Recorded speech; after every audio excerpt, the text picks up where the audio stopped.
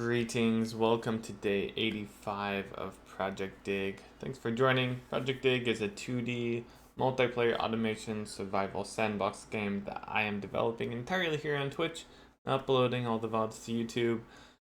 We're working on a custom C++ game engine, and we have a ton of various features implemented, entity component system, and resource loading, Lua scripting support. We can see the list here, some basic audio support, animations with spine, some basic tile map rendering, a lot of very basic, early, almost like prototype versions of all of these features. And right now, what we're doing is working on particles.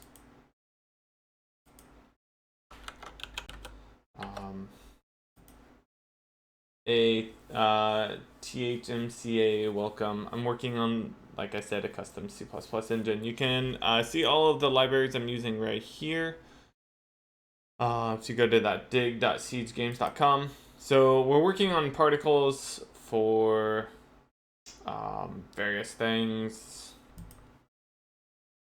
Having it so whenever you hit a tree with an axe, it has like wood chips fly out, or you hit the ground with the pickaxe, might have like dirt go up into the air, smoke coming off of a torch, etc.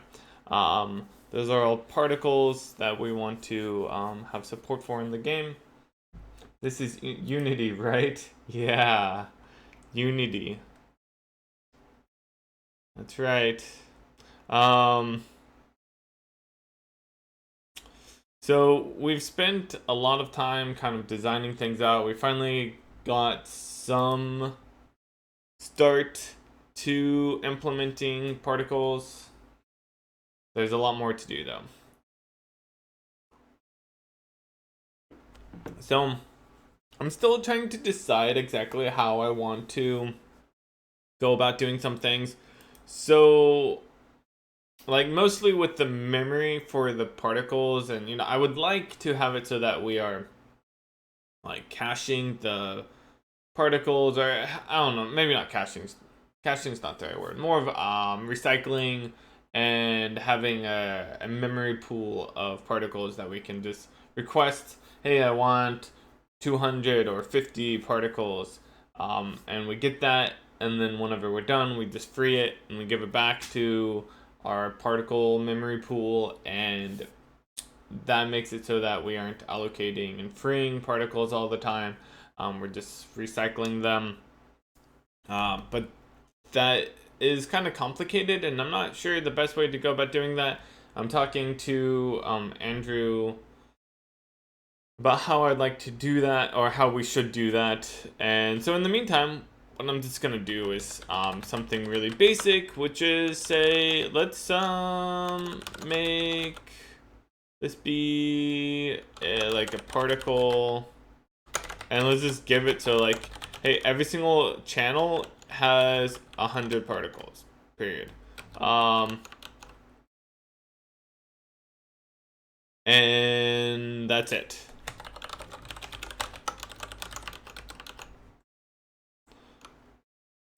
So we can come up with another way to do this in the future.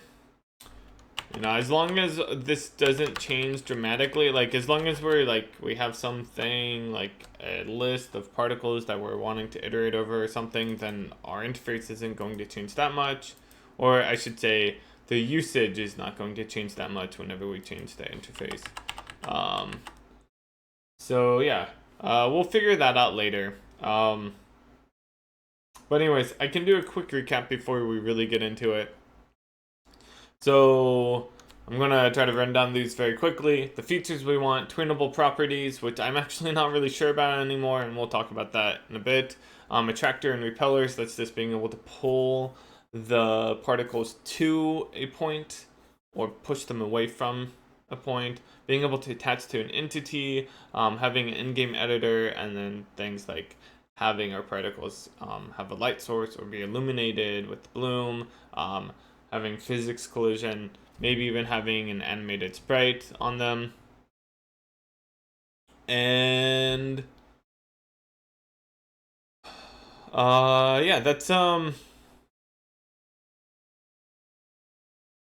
the features. Here's like the different properties I was kind of planning out sketching. A lot of this is inspired slash borrowed from this cool program called Pixel FX Designer. That it's like an editor for creating particle effects. It's really cool looking. I wish we could actually just use it instead of me having to implement all of this stuff myself. But unfortunately, the only output that they support is PNG files and GIFs. And that's not gonna cut it for us. We want more power with it. We want to actually have the game doing the particle simulation. So we can have things like have particles being pulled over to a dynamic attractor or whatever. And so like they're moving with it or whatever. Like having various things, you know, or having light sources from it or whatever. Like lots of other possibilities. And this is just going to be like a spreadsheet. So it wouldn't work. If they did have output for like some data file that provided information on how to set up the particles and then we could simulate them however we wanted, that would have been awesome and we would probably use it. Yeah, so anyways, but we're still like getting inspiration from it, particularly like how they have set up their particles and the editor, so that way we can do something kind of similar because we can see that they have quite a bit of power with it. A lot of the design is kind of also being pulled from the Korea engine, my previous game, so yeah, kind of borrowing from both of those sources. So we have like speed, direction, rotation, which I think is just going to be automatically determined based off of the direction. So the direction is like the angle, you know, you could say it's just like the degrees. So it's 0 to 360 or 0 to 359. Then we got the scale, the color, the alpha, how many particles, the delay, frequency, duration, blah, blah, blah. The idea is that we're going to have a particle component that is attached to an entity. It can be something like a torch, or it could be something like the wood chip emitter, which is specifically for, you know, having particles. And then whenever that thing is on screen and active, like we're going to be able to see it, we add an emitter component to it, which will have an emitter index and channels. And channels is going to be a group of different like particles that are all kind of associated, but they are different. So if you look at this over here, you can see this is actually a really good one. You can see like there's particles on the bottom with the, like the splashing, the white particles, and there's also some at top. Those are different channels. You can see you have like small little particles bouncing off to the sides. That's also like a different channel, and then you have the big blue circles falling down, changing color over time. That's also another channel, and so on. So though you can like kind of layer it and set it up nicely. So channels are going to be great. That's what all of these properties are going to be for. So it's kind of like in Korea I had an emitter, and each emitter was essentially its own channel. Like it was a one-to-one thing. And if I ever wanted to have multiple emitters like stacked on top of each other, which I did fairly often, I would just actually do that. I'd have multiple emitters. So they'd be kind of like associated, but it was kind of awkward. It also made it a little awkward for like, well, it wasn't too bad, but like attaching to an entity or something like that. And so this will make it a lot easier. I think so. So yeah, that's pretty much it. We're working towards having some particle editor, so we can like save all, be able to see what the particles look like as we are creating them, kind of like what they have here.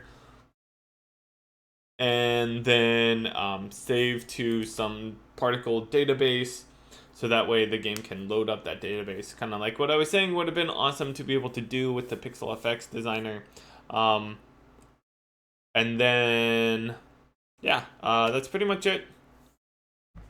One advantage to doing it ourselves is that way we can change things if we want, and we can also, potentially add things later on if we want.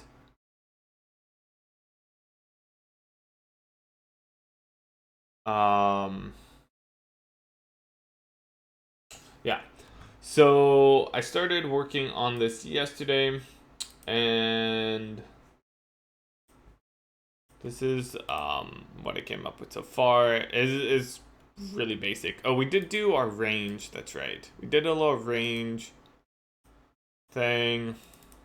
I need to do randomness in this as well. So here's our range. A range is essentially like a 0 to 1. Sorry, not 0 to 1. Min to max, 0 to 1. It can be that. Wait, why is this apparently once? I guess actually we do want that, huh?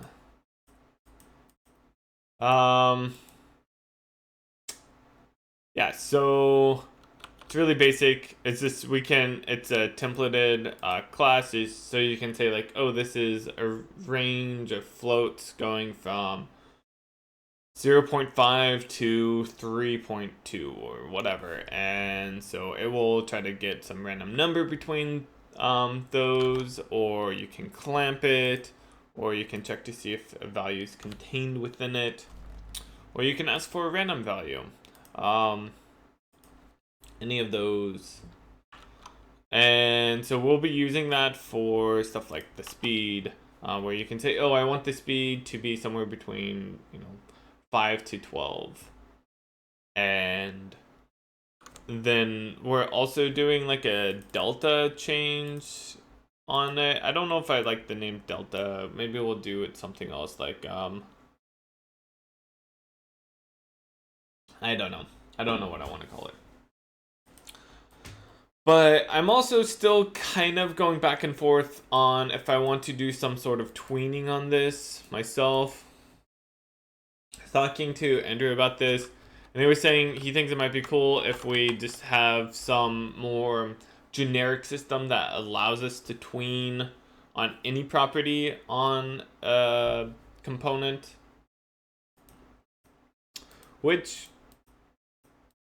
could be cool.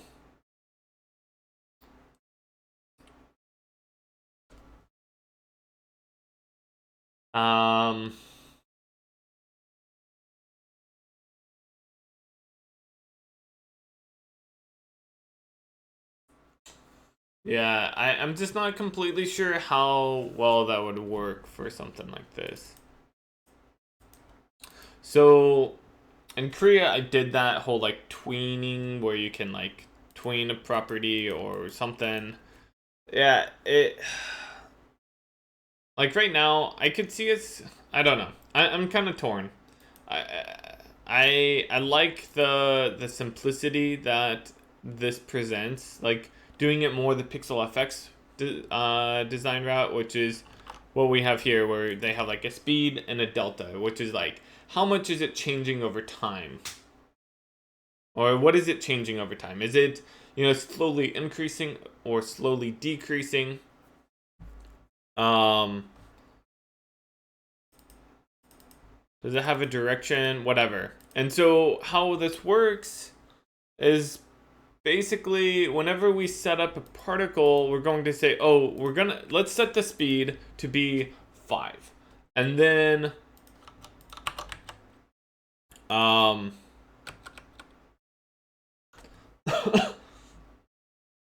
we'll have the emitter, which is just changing that speed by the speed delta every single frame. So that's like really simple. But it would be cool to be able to provide other stuff with it. Like having a graph where we could plot out like how we would want it to, the particles to be like.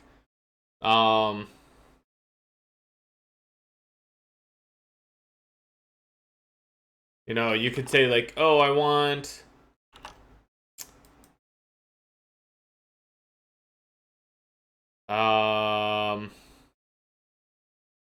yeah, I don't know.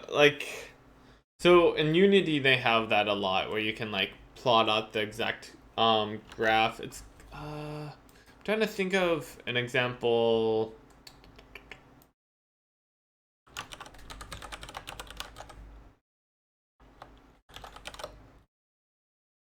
Let's see if I can find any like screenshots.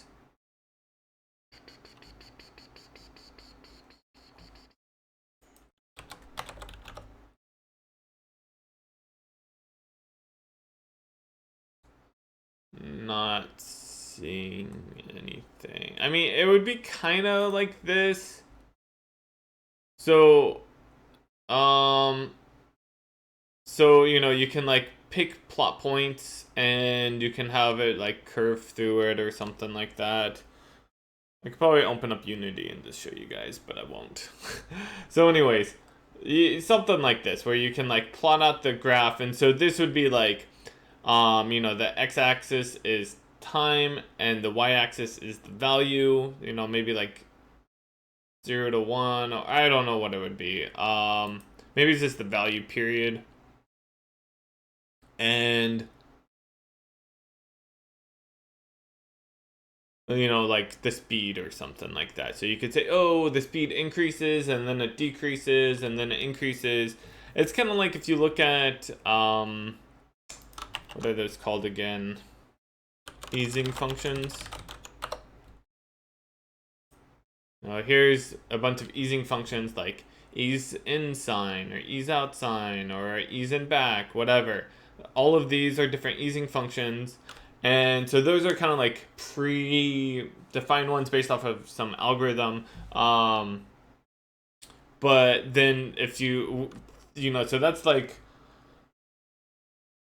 there's like, I guess I would say like 3 different steps here. There's the most basic solution, which is what we're currently looking at, which is, hey, here's this value and it changes a fixed amount over time.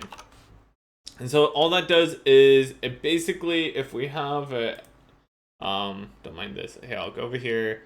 So if we have some graph, all what we really do is support some range where we're like, hey, this is where it can randomly start between here and here. Maybe let's make this a little bit smaller.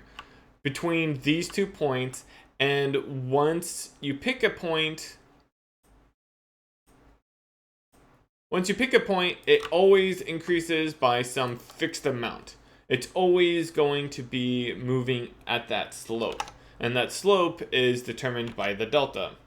So it's always, it might, be moving. It's not exactly right. They're not parallel, but something like along those lines. It's always moving in that direction.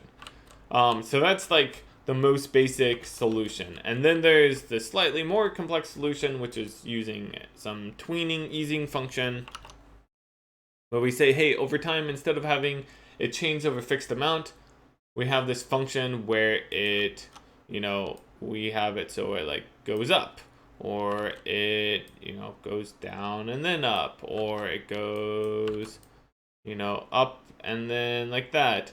And so that's what the easing functions can do. And so that's kind of like a middle ground between the two. So they're predefined, but they there's a lot of like flexibility. You know, you can do a lot of different things with them. And then there's the like complete freedom ultimate mode, where you get to plot the points, where you can say, hey, I want it to be up here, and then I want it to be over here, and then I want it to be over here. And it might do like some Bezier curve where it's like, okay, I will go through all of those points, you know, something like that, whatever. Maybe, oops. Yeah, I don't know, something along those lines. And so you could plot out those points, and it would be sure to hit all of them.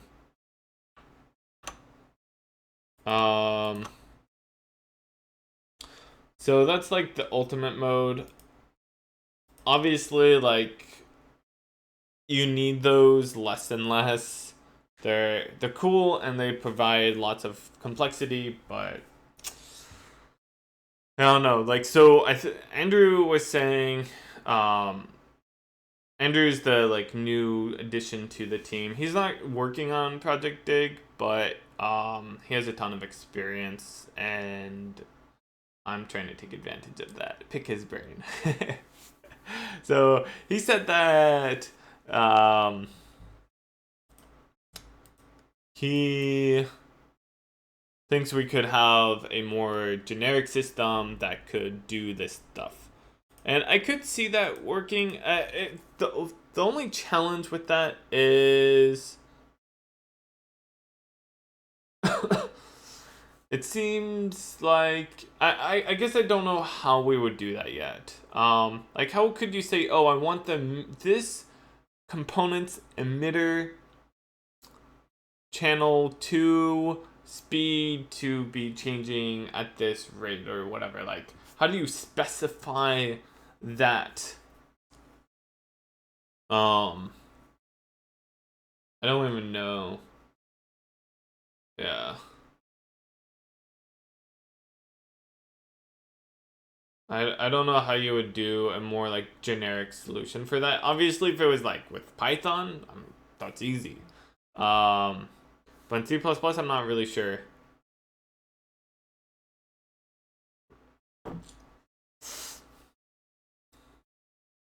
But we'll probably figure it out. So maybe that would be the best solution, because then we could have this like really simple, you know, oh yeah, we support some linear interpolation, essentially, where we're like, hey, it's slowly increasing or slowly decreasing. And then if we wanted to have a custom graph, we just say, hey, you know what? The delta is 0. It's not changing at all. And here's our custom function that's going to go in and change all of this. Maybe that's the best solution. Because then what's cool about that is if we did do that, we could use it for other things, like the position of something. We could have it follow some graph, or maybe the camera. We could have it follow some graph, or where we could say, hey, the x value moves in this direction and the y value moves over here. So we could have it to like we could tween the camera X and Y position to like move over and bounce onto some other character or something, like bounce back type of thing. Elastic, I think is what it's called. Hey Dallas, what's up, man? How's your new computer going?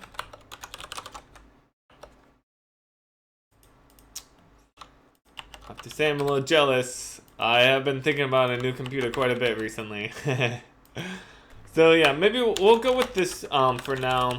I kind of want to just get some stuff done, to be honest. So we're gonna change this to just be scale, period. So that's a range. I think that's how we're doing things. Scale, delta.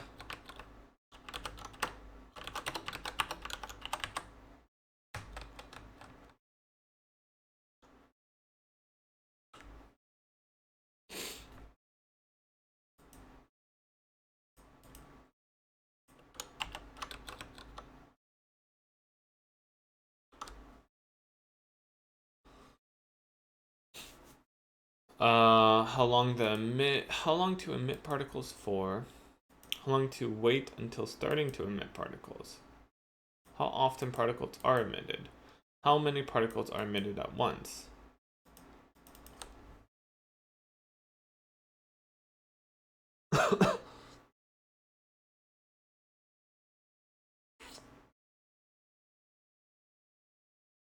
So I'm thinking about this.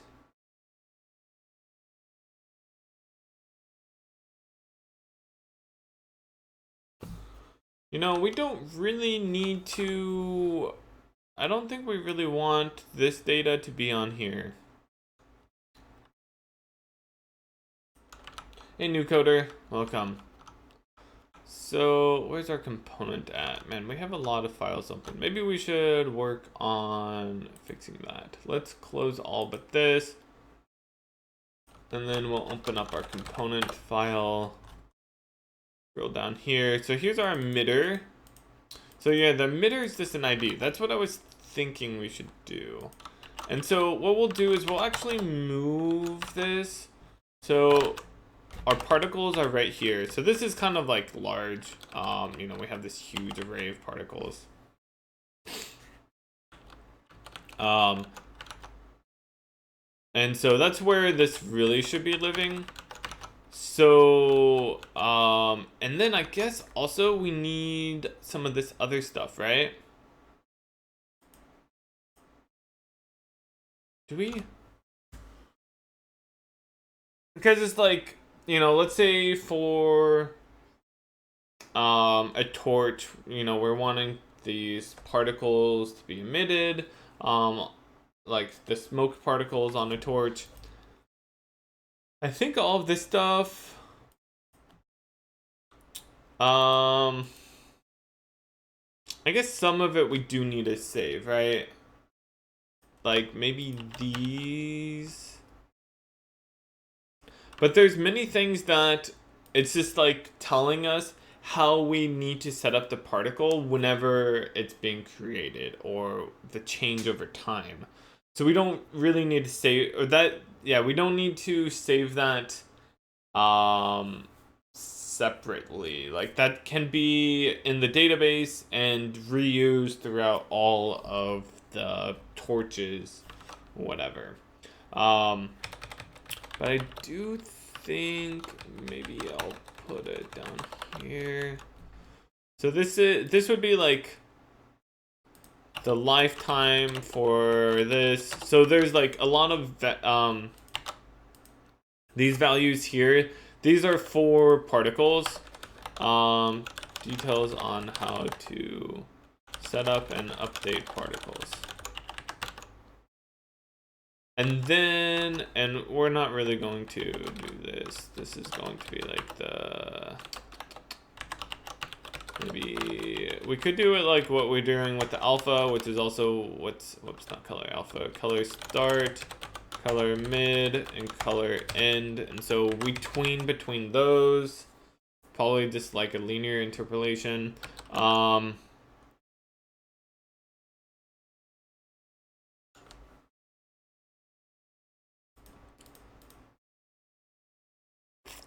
And so that's the lifetime of the particle.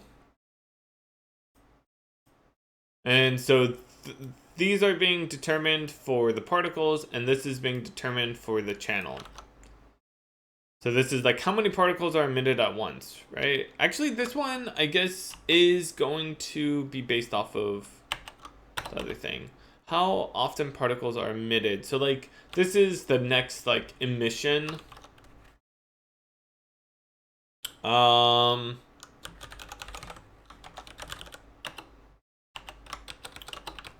So I'm thinking we could do something like that, where it's just like how many, this is like, how long until the next particle emission. Delay, how long to wait until starting to emit particles. So I guess that's just the start of the emission time, right? Like the first time we just set it to be the delay, and then afterwards it uses the frequency. So we don't even need that. How long to emit particles for? So we do need, I think it's 2 values for this. Maybe we could just use a timer. I don't know if I want to use a timer. I'm trying to keep this. Do we want to use a timer? Because timers are really basic. There's a time and the remaining. Time and remaining. Emission time. Yeah, the thing is that we don't care about the total amount of time. But we do for this, right? Maybe we don't. I guess we don't. Just trying to keep this as small as possible. How long to emit particles for?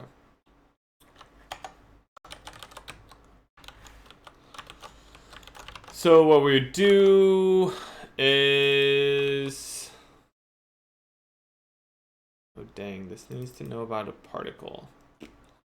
That's one thing that sucks. Can we do that another way then?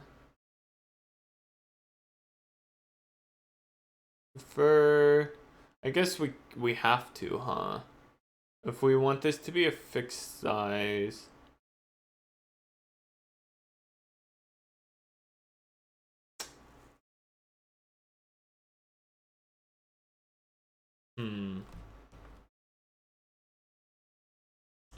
Hey, Froggy. Stop.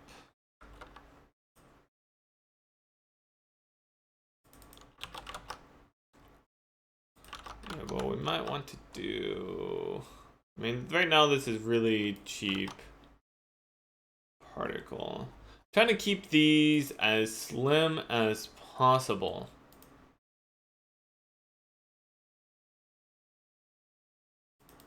Like, we need to know what the particle is. Maybe we can do something else with it. So we're gonna get rid of the tween property for now. So what else do we need here? We have the speed, the direction, the scale, the alpha. And I really wonder, maybe our alpha should just be part of the color, right? I think we can just do that.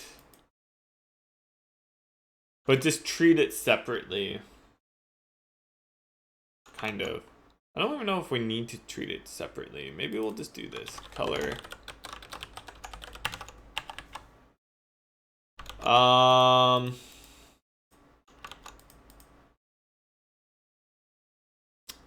Obviously, we also need the position.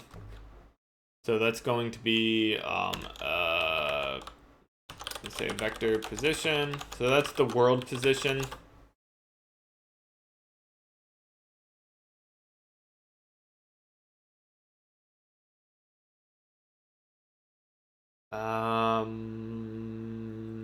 There's probably more speed, direction, scale.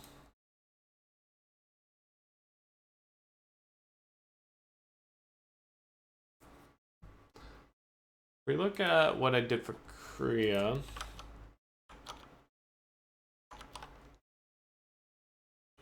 Oh yeah, we have the lifespan. That's how long the particle lives for. I forgot that, huh?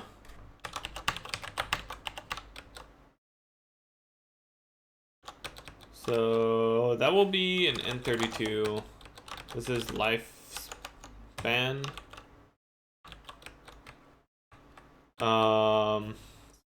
So that's how long the particle will live for.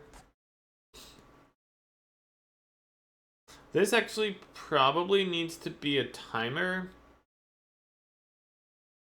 But we kind of want to do it like in reverse, right? Lifetime. We have the entire time this particle will live for and the amount of time this particle has lived. Yeah, so there's a lifespan and lifetime.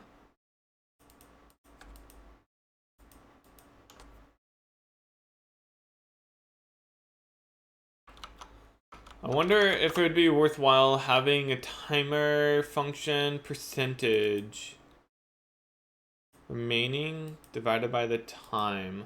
Isn't that like the opposite of what I want?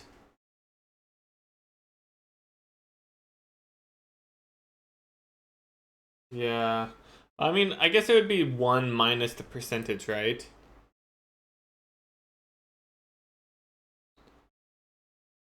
Hey, Jacobus, what's up? I hope all is well. Yeah, I'm doing pretty good. Kind of feeling like maybe a little sick. Hopefully fighting it. Um, yeah, Moonwalker. I might be able to run it. I don't know. I haven't built for a while. There isn't much to see right now.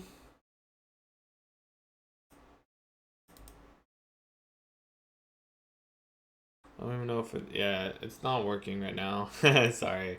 Um, we're still very early in the development. There isn't much of a game yet. We just have a bunch of systems that are being built up. I'm not sure why it's not running right now. I'm probably missing a file or something in here. Maybe if we copy over our data.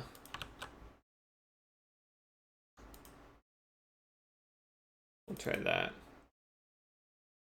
Nope. I don't know what's going on. We'll run it in a bit, but it's not much. Like, just have some basic lighting systems, UI, like a bunch of various things. It's more of a, like a sandbox of features right now than a game. So we need the time. We could do a timer. That's how much life it has left. Once the timer runs out, then it dies.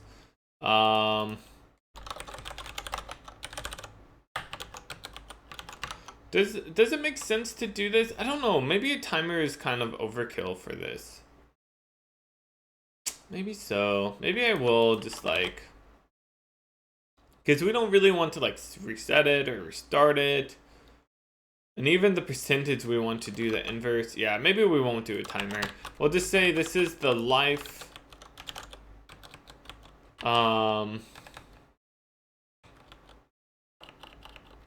We don't care about doing that.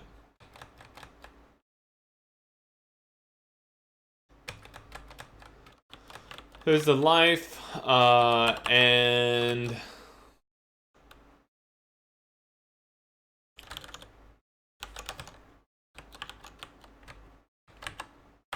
I'll make a note here how long the particle has lived for, and then how long the particle will live for.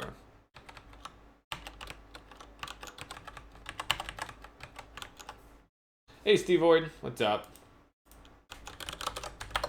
Why choosing C++ for development? Because I have experience working in a previous game engine, and I felt like the number of systems that I would have to implement in something like Unity would end up being so expensive and cumbersome, like having to work around Unity's existing systems, that it would just be faster to implement everything myself. I'm not sure about that yet. Like, you know, you never know exactly. Things are going okay so far. I mean, obviously at the start there's a lot of investment up front. The thing about Unity is that we would be able to get a game up and running really fast. Like, we wouldn't have to worry about particles, or we wouldn't have to worry about, you know, the entity management. Like, Unity has a lot of that stuff built in, but it would be after we're like really working on the game and trying to get everything together. That's when we would start incurring the cost of using Unity where we're like, this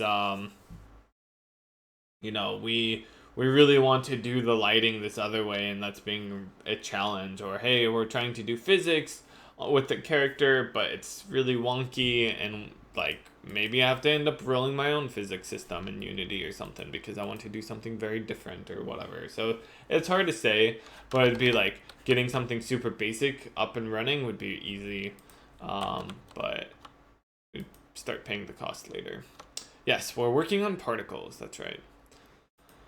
So that's what I'm kind of looking at for particles right now. What else do we might need? Coordinate. That's if we want to support particles having a different.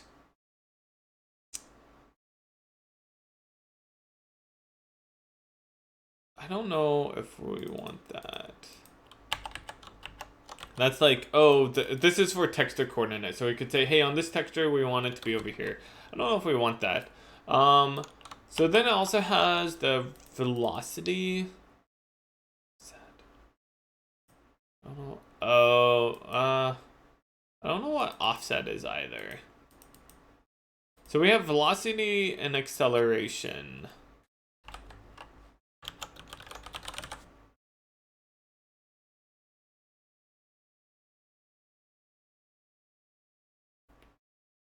I'm wondering.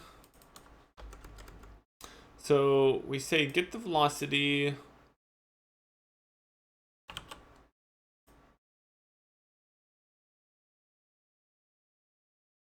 Which is the x and y value. Sure. I mean, that's for us, the velocity would be the speed times the direction, right? Well, for the most part, we need to like turn into radians and then take the sine and cosine of it to get the x and y, and then multiply that by the speed. That would give us the velocity, which is fine.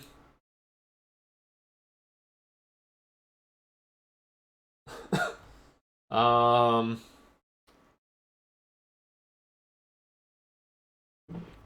then the acceleration is how much it. I guess that's really the speed change, right?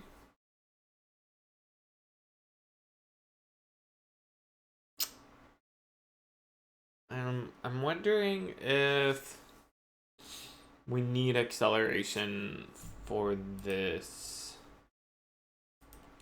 So we do want to support it's up here, attractors and repellers. It'd also be cool to support other like particle stuff. I wonder, where did they do that? So here they have attractors. So this is Pixel FX.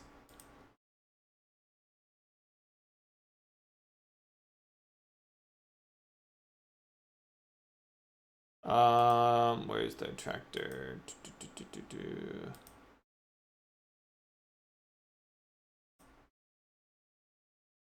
Yeah, here they go. You can see the particles. They just have them rendering everywhere. They change the color. Do you own it? No, I need to buy it. I meant to buy it yesterday. I just forgot.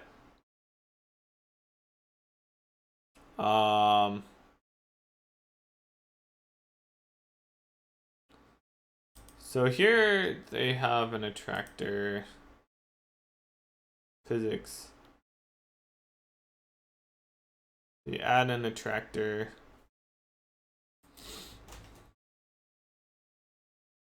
It's a one-time thing. Yeah, so you can change the attractor here. So that's pretty cool.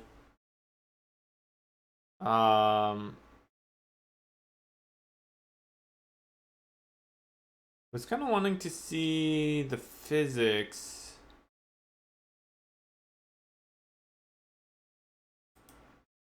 More. I think this is like a different version. Yeah, it's pretty cool. Maybe I'll try to buy it now. I can buy it with PayPal, and that will be fast.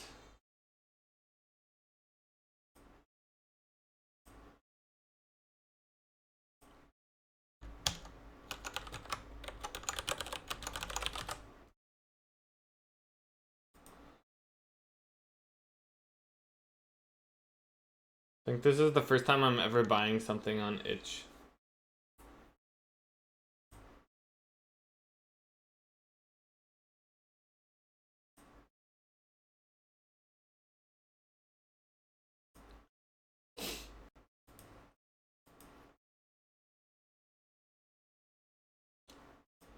Yay, I did it. Okay. Okay, so here's our windows.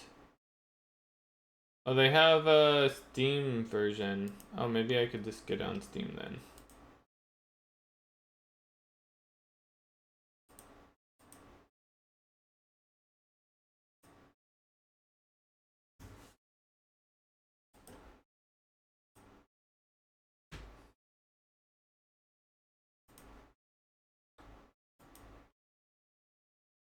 Because then I could get the updates automatically, which is always a good thing.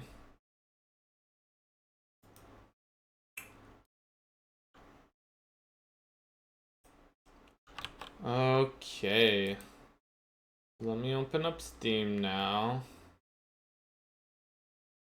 So we can finally play with this in person rather than looking at videos. Hey Fargo, welcome back to the Siege. Thank you for your continued support. I appreciate it, man. Welcome back. Okay, so activate a product. Finish. Install.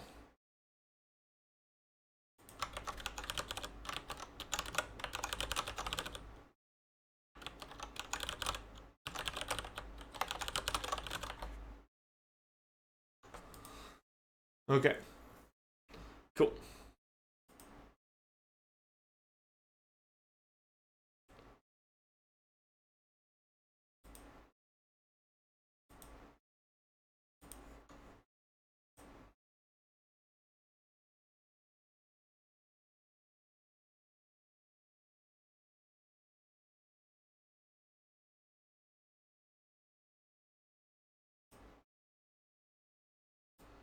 All right.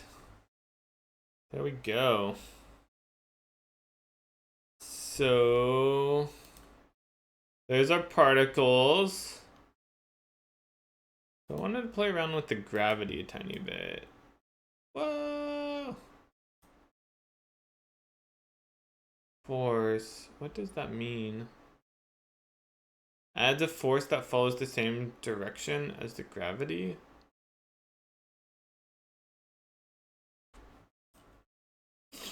I don't know what that means.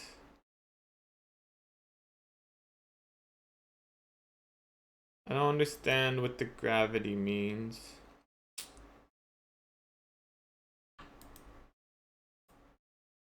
Oh, whoops. Alt plus right mouse button.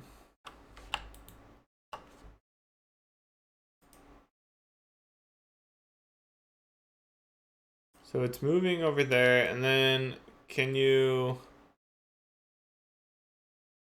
Let's see.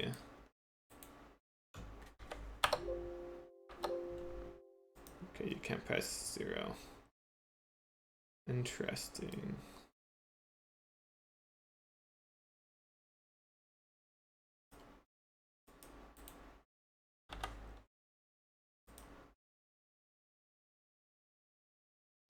What was the default value?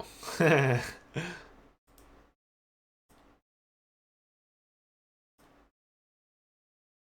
0, but as soon as you add an attract, oh wait. Interesting.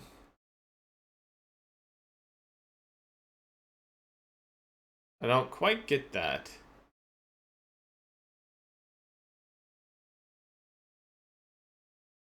I don't understand this whole gravity thing. Yeah.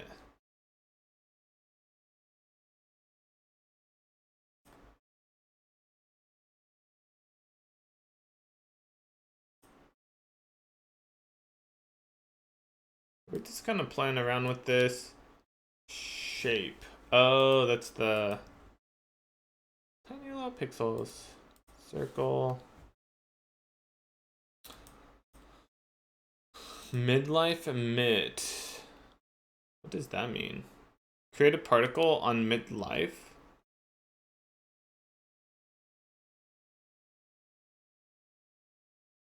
I don't get that. Create a particle on birth. I don't get that either.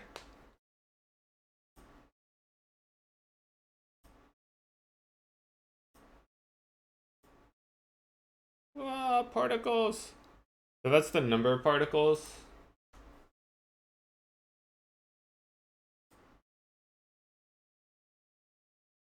Burst particles. The number of particles that the burst option will create. These options, I mean, the descriptions are not super useful. Having a layer is nice.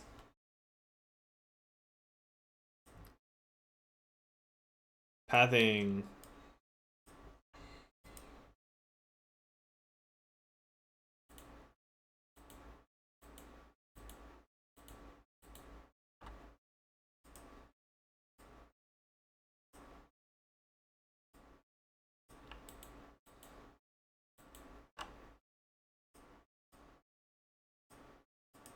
So is it forcing it along that path and you can't actually delete the path? Guess it's just not living long enough. I think whenever you have a path, it just overrides the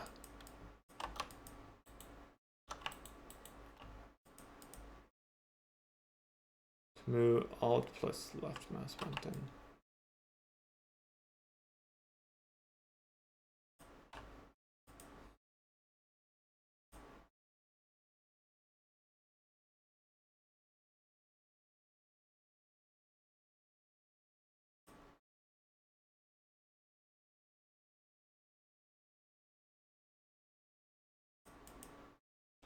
Are they just like being set free at that point?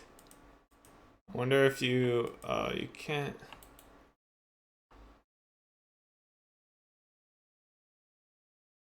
I don't honestly completely understand a lot of these options.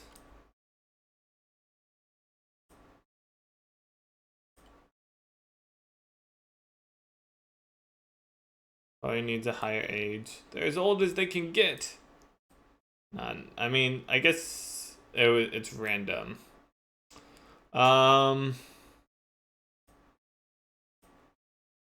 Orientation.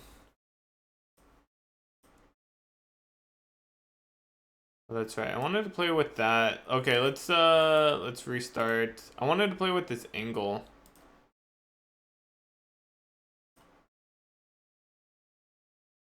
The maximum angle the particles can have. Okay, that doesn't seem to really be doing much.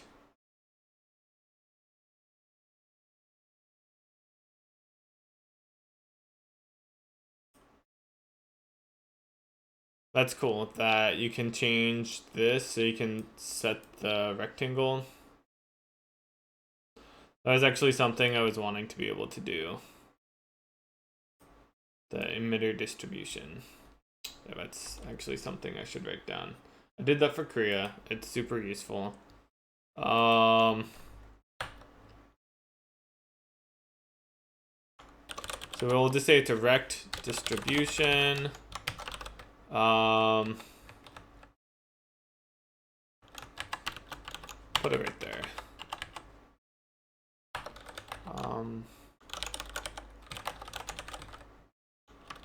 Starting position. Wait, what should I do? Like, this is like the spawn area.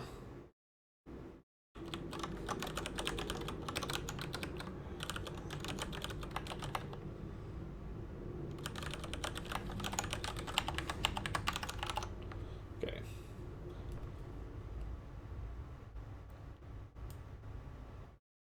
That's how big it is.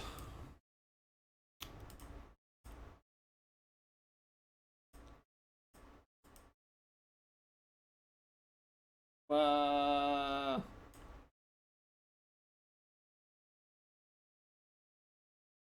don't really get that. So like, if we wanted to say we have it move up, do we just, whoops, set an emitter up there and then like decrease this and, oh, whoops, I forgot to give it some strength.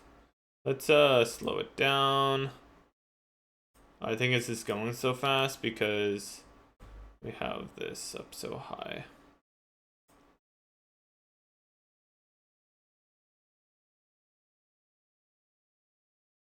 Let's see, so if we could like slow that down. So there's gravity. I don't quite get gravity. It says the amount of gravity of the particles. What does that even mean? Say 0.5.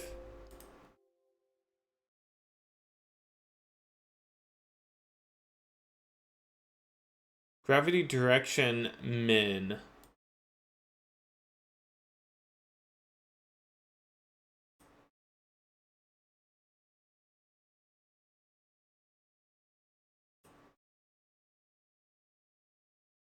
I see. So gravity, this is, I think I'm starting to understand how they do it. Can you change the end, start and end alpha? Yeah, that's in, oh, it's over here. Color. So you can say the alpha, you know, we have it fade out.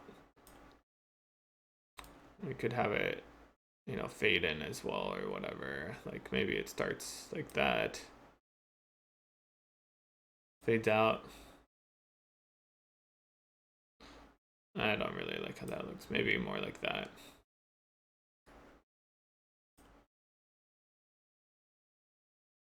What is it? Like maybe you want it to be more like a flame, so you say the start is a little bit more red.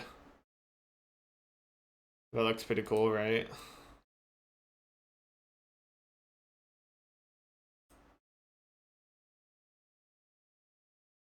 Maybe not quite so red or white.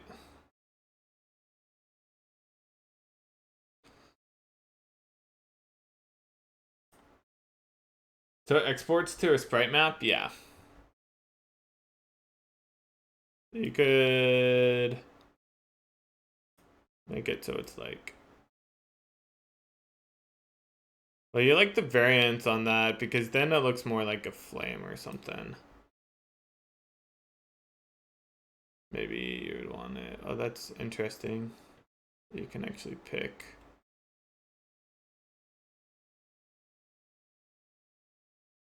Then it almost looks like it's flickering or something.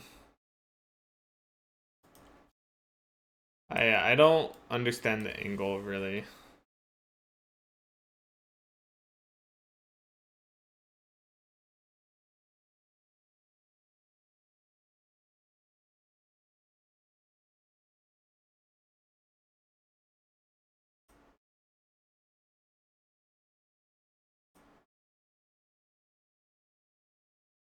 The pellet stuff is pretty cool that you can do that.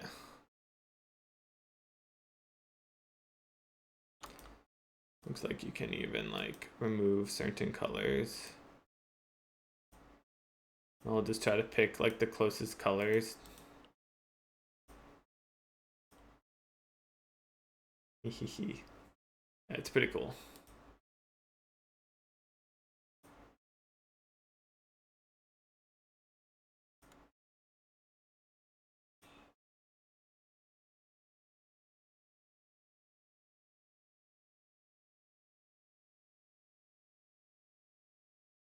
Um,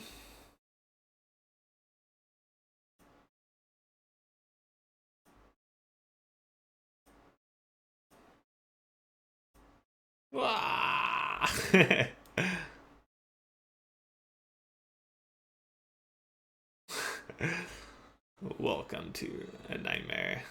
Oops.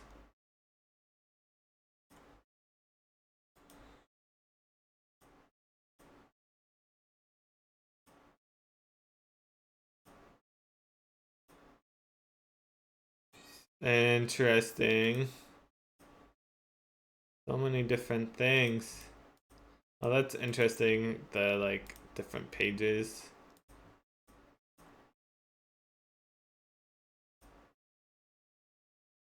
Whoa. So like if you made this be really short lifetime, what? You'd probably want it to be more like 3, 2. That's a little crazy. Maybe you need it to be longer.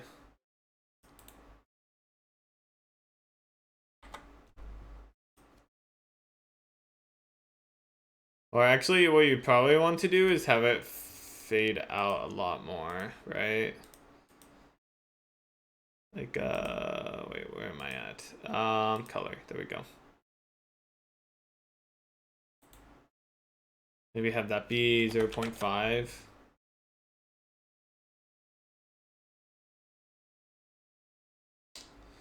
Still not exactly what I was thinking. I guess that's kind of cool. Like, I'm trying to make it so it's still readable. I'm just messing around with this.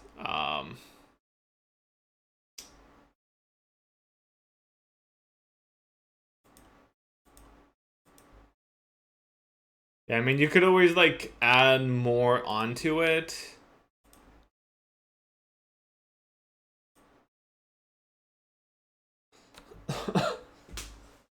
To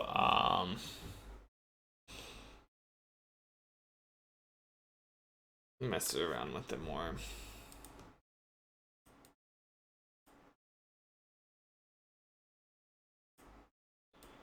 What the outline is for. Oh, I see. You have to enable it. Gotcha. It's interesting that you can like turn on dithering.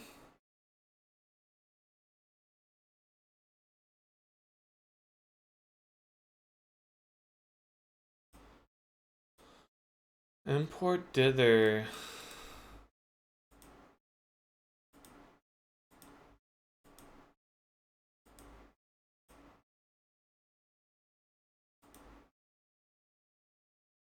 Hmm.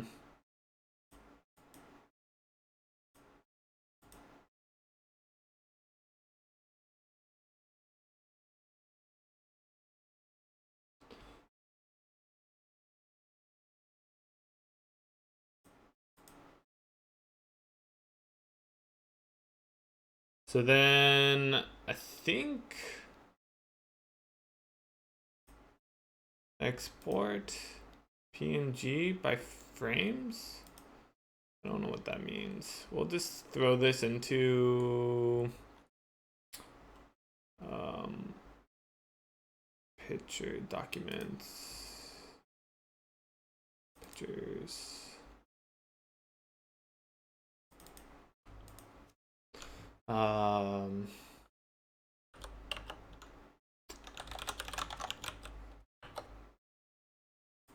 Just curious to see what this looks like.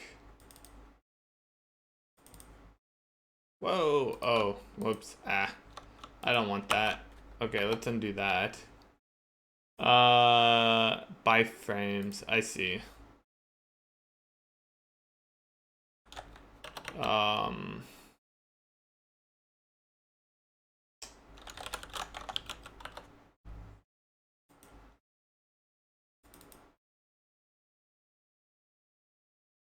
Yeah, so that's what it exports.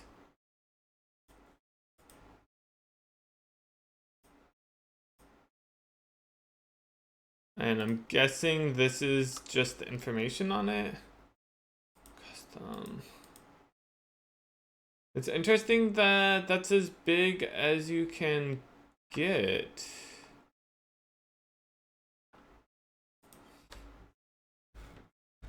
Really?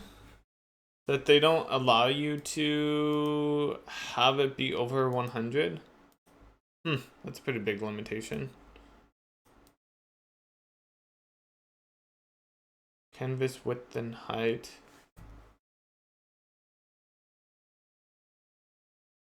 Okay.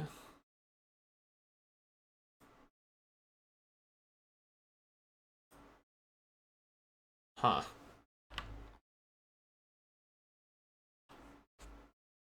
GIF will be animated? Yeah.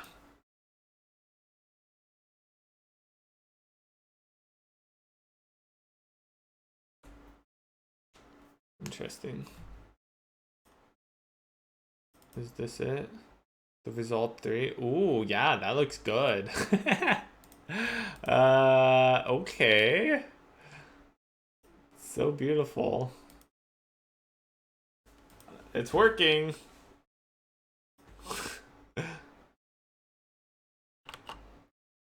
What's weird is that they even have the PPD file.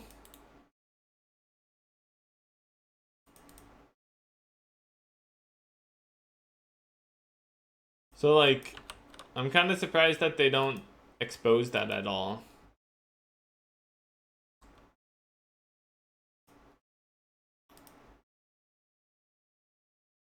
Anyways, I guess we can try loading up some existing files. Whoops.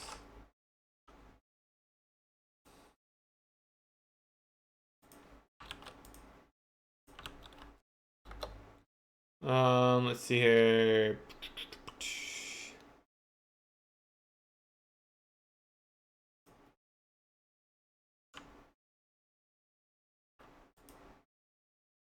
Okay, I don't want to see the rendering anymore. How do I make that stop? There we go. So that's cool looking.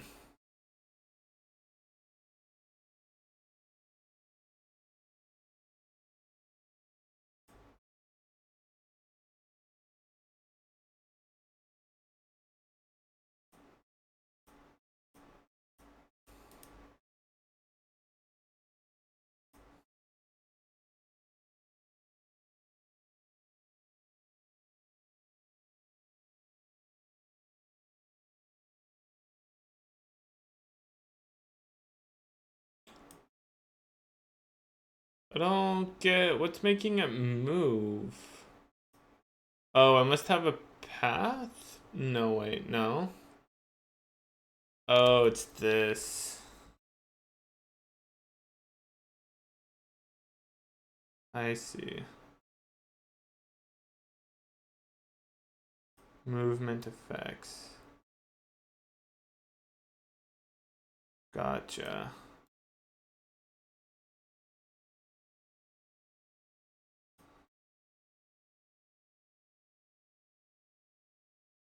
That's kind of crazy.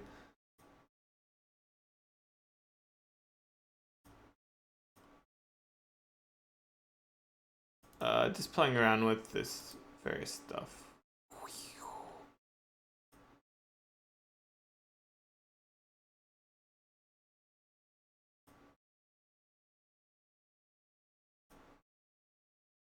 Huh.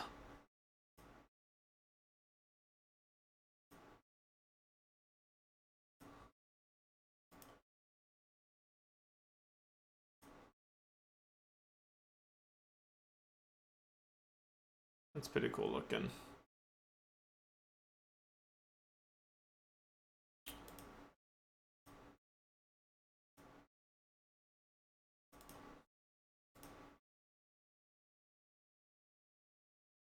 Oh yeah, they have that on their website. Dust burst real.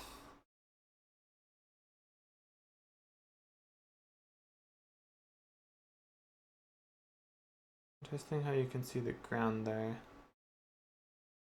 Wait, what's stopping it?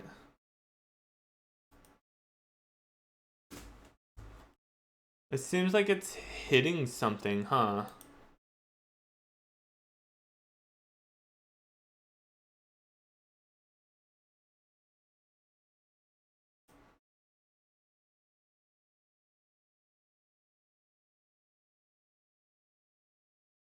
Interesting. I don't know what's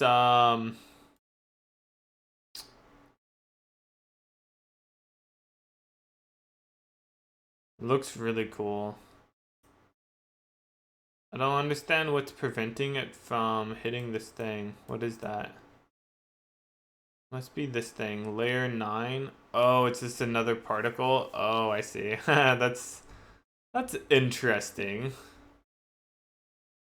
So is this a block that stays right there, huh?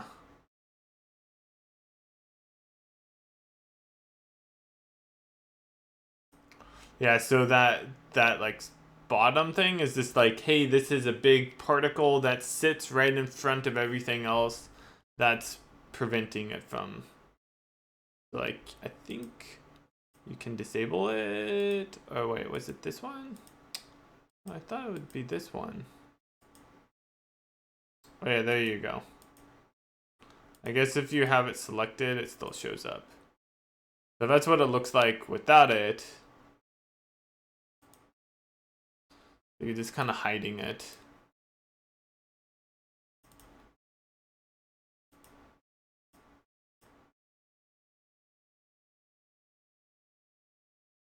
Oh, I see. And then they have another particle, which is just like blocking it.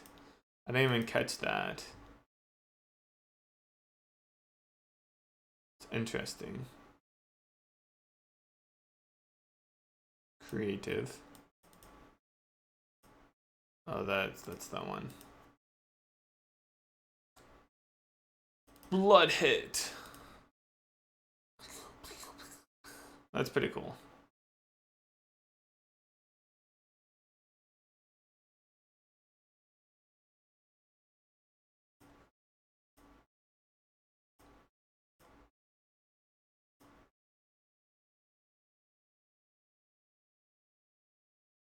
Okay, we'll stop here in a moment.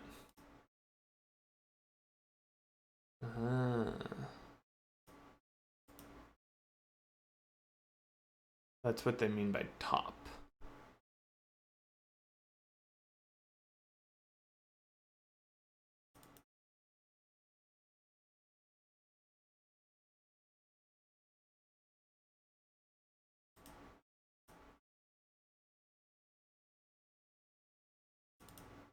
Tunnel effects. Whoa.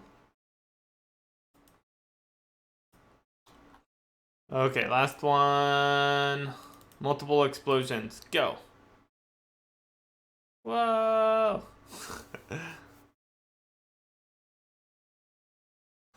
Okay, that's enough. So I still don't know what this angle does, to be honest.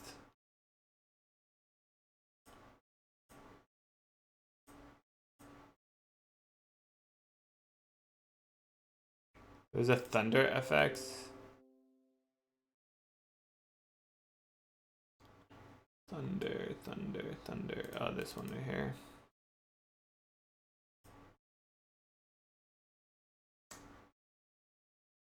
Yeah, that's really cool.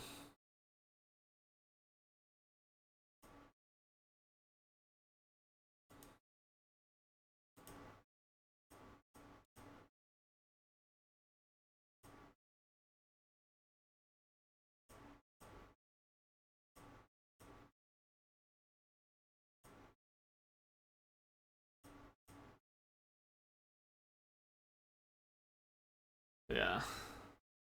That's a cool one.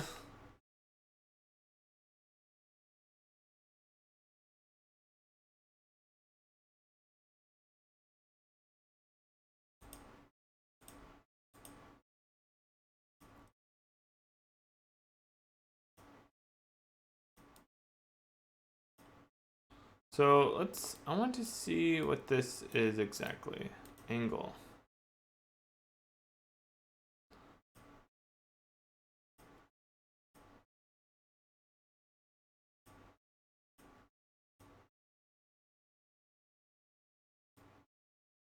I really don't understand what that is. Is it like the angle that it's? Let's try to get. Or you know what might work is just saying that it's a rectangle. There we go. Got it. So it's the angle that it can be rotated at. I see. So this is basically the rotation. Okay, now I understand. So let's slow this down. Let's just say it's emitting one at a time. The lifetime can be longer. Oh, that's the speed, sorry. Particle life is 1. How can I make it so it's like delay? There we go. That's more of what I wanted.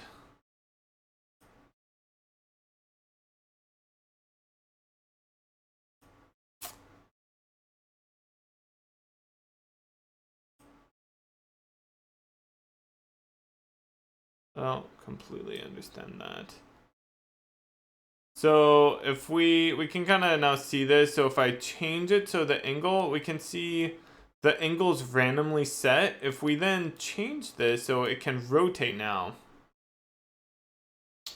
And so that's making it so that we can have it be rotating, you know, in whatever direction we want. And so it's randomly picking between these two. That goes up to 360. And then, and so we can have it change which direction it's firing off at. So this would be any direction. And so if we want, we can have it so it always rotates to the direction that it's moving in. Or we can have it so it changes based off of the angle. I understand now. That's something that I was like, what does this mean? It makes complete sense. And I like it. It's good.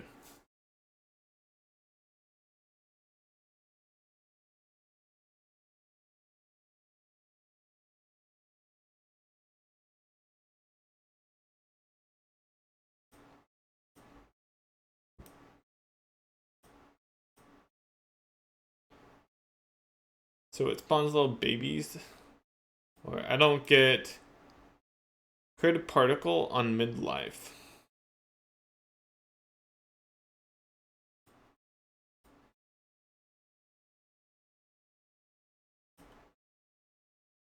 Look at that.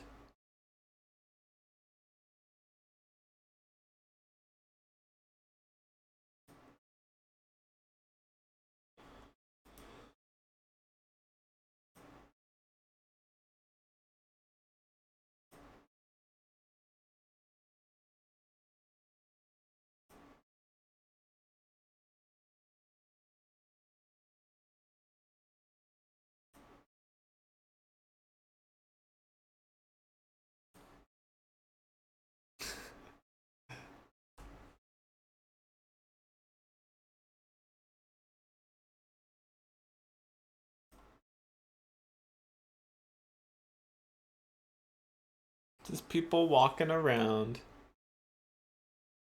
And then they slowly stop.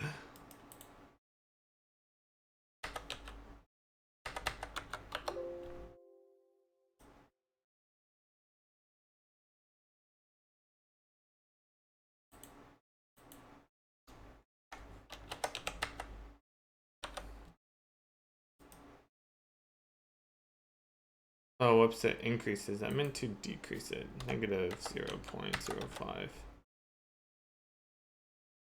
Yeah.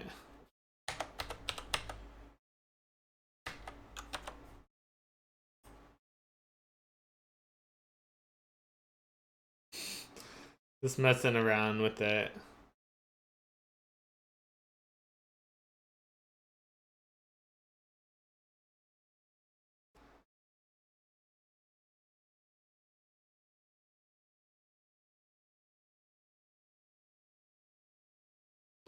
Thinking this is like what you would see like little characters in a town or something walking around and disappearing like it in like a SimCity type of game.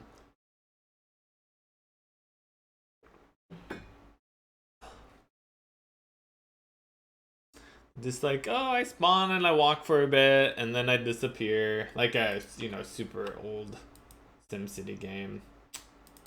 Like the new SimCities, they like simulate everyone's life. Anyways, Okay, so this is cool. Glad that I got in, was able to play around with it and have a slightly better idea of how things are working. So yeah, I do like the that option. So we have like the direction, and then we also can have an angle, and we can have an angle delta, and then they have this like setting. Let's close that. They have a setting here where it like, you know, the orientation. I don't know if that's exactly what we want to do with these.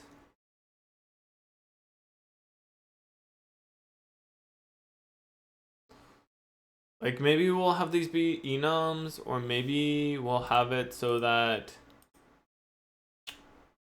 yeah, I don't know. We'll see.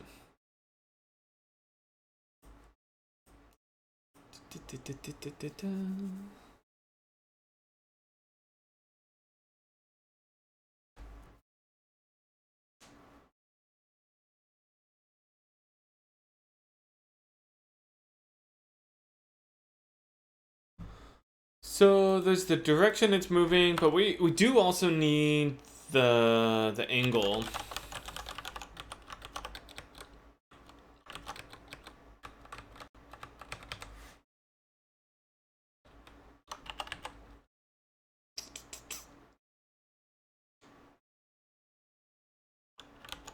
That's cool. So that's probably just about everything we need for all of that, at least to get started. And so the idea is that we'll have this like database of emitters, and each emitter will have a group of channels or a vector of channels. We might change it so it's like a fixed amount. I don't know how we want to do that. Probably not. And then this is what an emitter channel will look like. Technically, our particle can be very, very different. We are going to need to just include the utility range in here.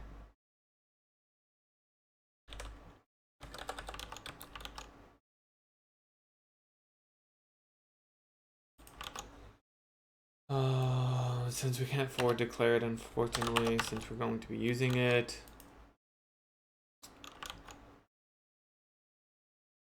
Probably going to end up including range in here, huh? Oh, we already do. Okay.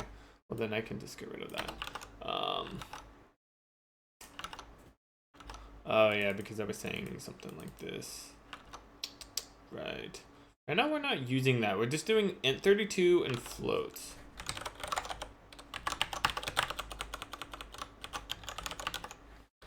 In Korea, what I did is I actually did something like this. I did float range.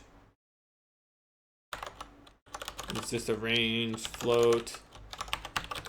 And then we also have a int range.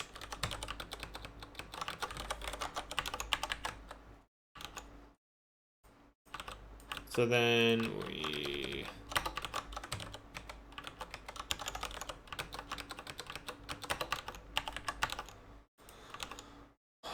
do that.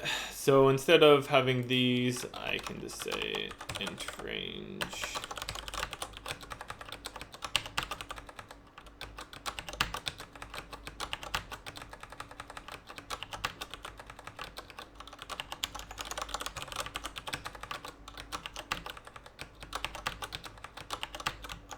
Okay.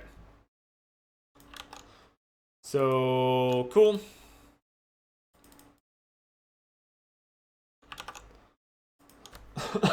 Somewhat reluctant to do this, and maybe I'll move it to be somewhere else or something, but right now what we need to do is actually say include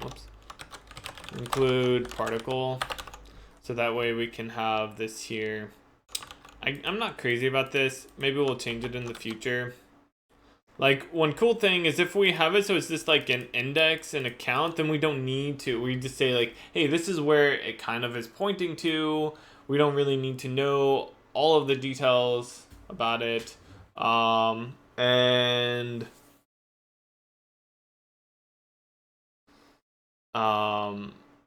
so that way this isn't containing some huge block of data, or yeah.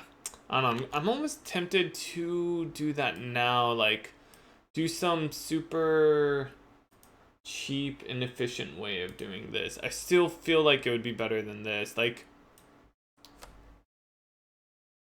I don't know. I won't worry about it. I'll talk to Andrew more about it and we'll figure it out. Okay, so then what we'll do is we'll say this is a particle component, or this has a particle component, and it also has an emitter component. Oh,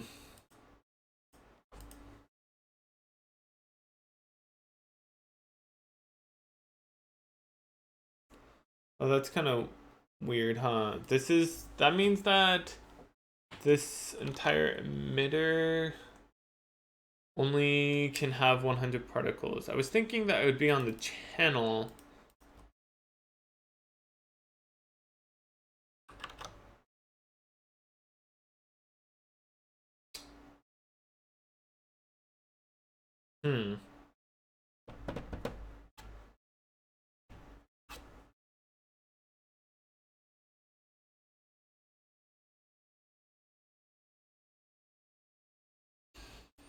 Not sure about that. Lots to figure out.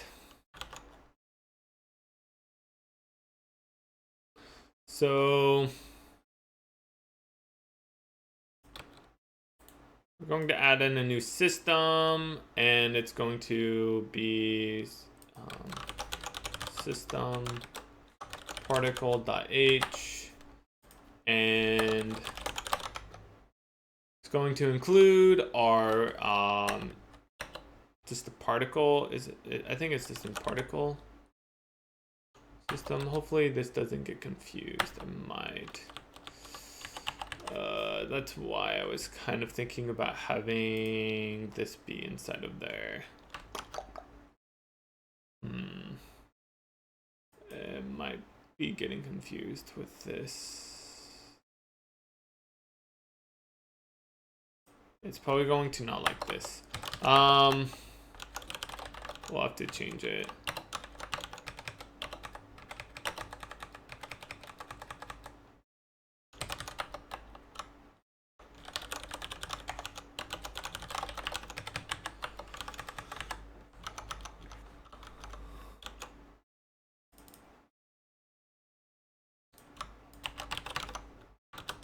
Okay, so we'll need this.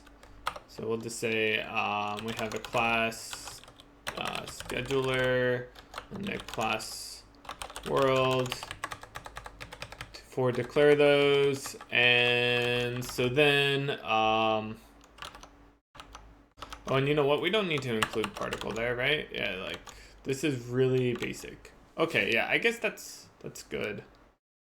All this has is particle, period. And then inside of the implementation for it,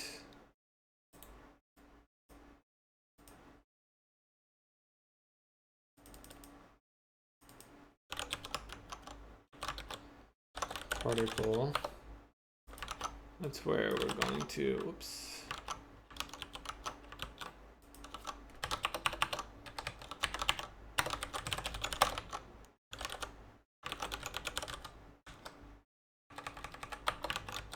To do that, then it shouldn't be confused. And then we will add the implementation for these.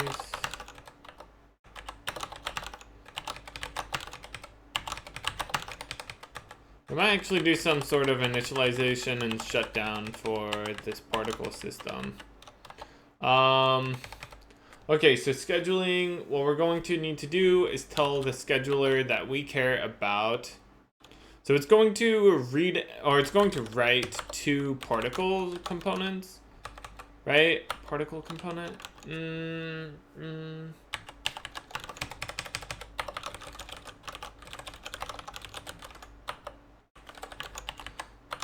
we're also gonna use the world. So do we write to the particle component? I don't know if we do. I think what we're going to do is we'll probably end up having two systems. We'll have one that's responsible for like updating the particles, like maybe particle simulation.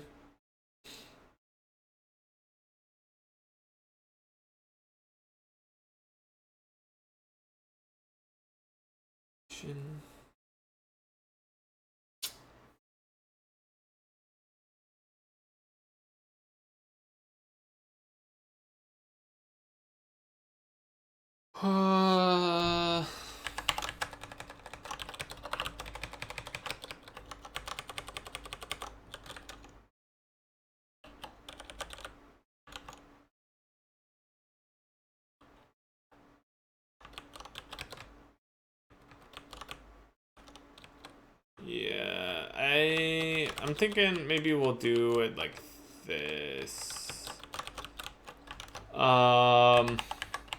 So this will read. Oh right, we're gonna need the other one.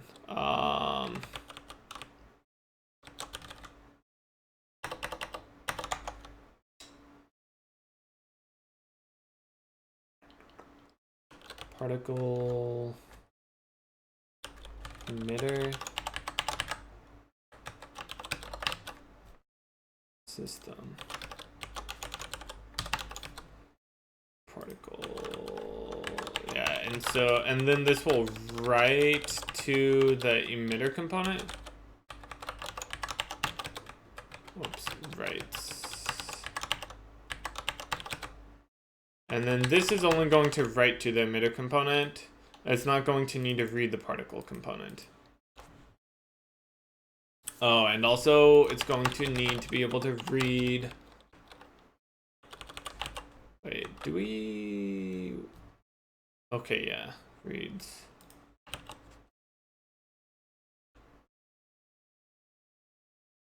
almost wonder if I should make it so that this is supporting like any number of args.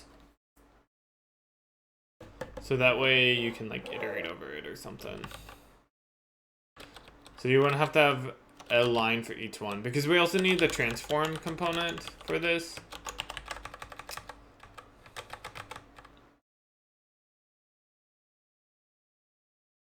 So this is where like these systems are really cool, because so for this what we want to do is say you know, we'll have our world and we're going to do a query on our world. We're going to say we want to get all of the things that have a transform component and a particle component, right?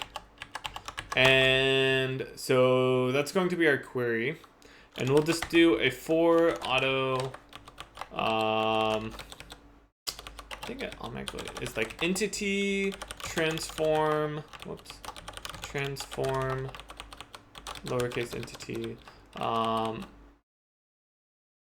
yeah, and then particle.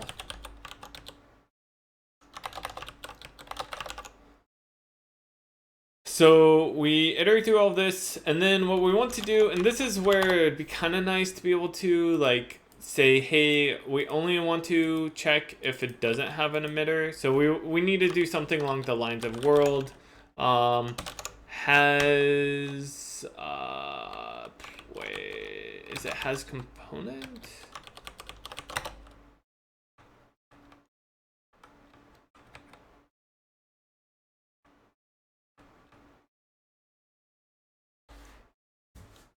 Contains component. Okay, that's what I was looking for.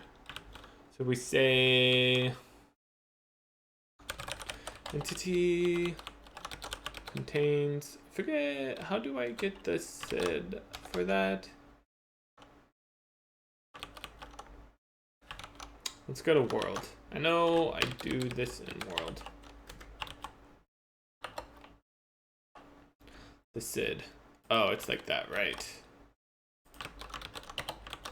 CID of this. Got that. So we say if the world does not contain this component. So this is one thing that kind of sucks, is that we're like iterating through everything. It's kind of wasteful.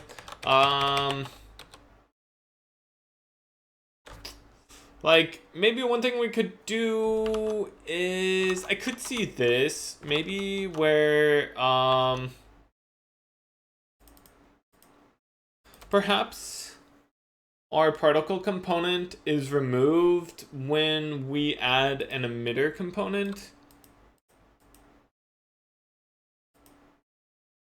I really wonder what would be better for that. I don't know, like maybe it would just be best if I just collapse that down. Like maybe we could get rid of the emitter component and just have a particle component.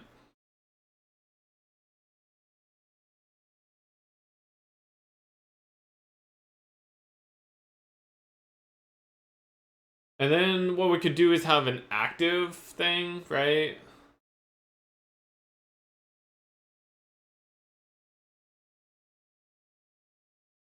Do I like that?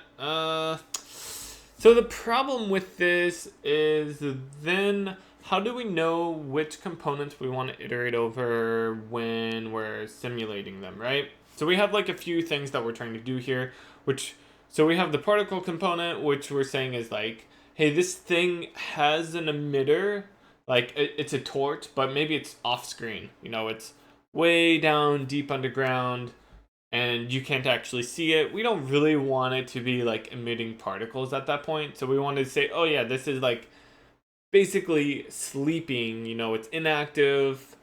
But whenever it's on screen, we can then activate it. And so what I was thinking is that then we add in the emitter component, which is actually doing the emission, and it's alive and active and doing all the particle stuff. And whenever it goes off screen, it then, you know, gets removed, and we go back to just only having the particle component. We could go between the two. Maybe that's the best way to do it.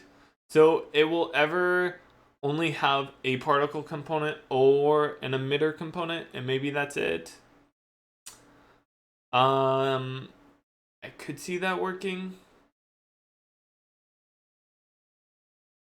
So then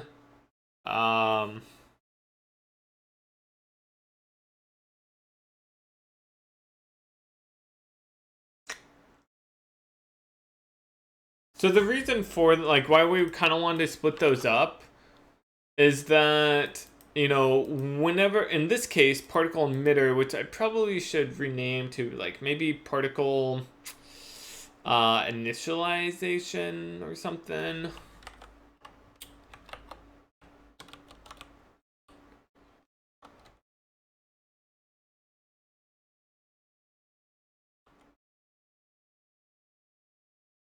Let's call it this, particle spawner. Spawner, creator, destroyer. Maybe we'll call it creator. So the particle creator is going to be responsible for detecting particles that are on screen and making them become emitters, right? So maybe I should like make notes of these. System or responsible for detecting particles on detecting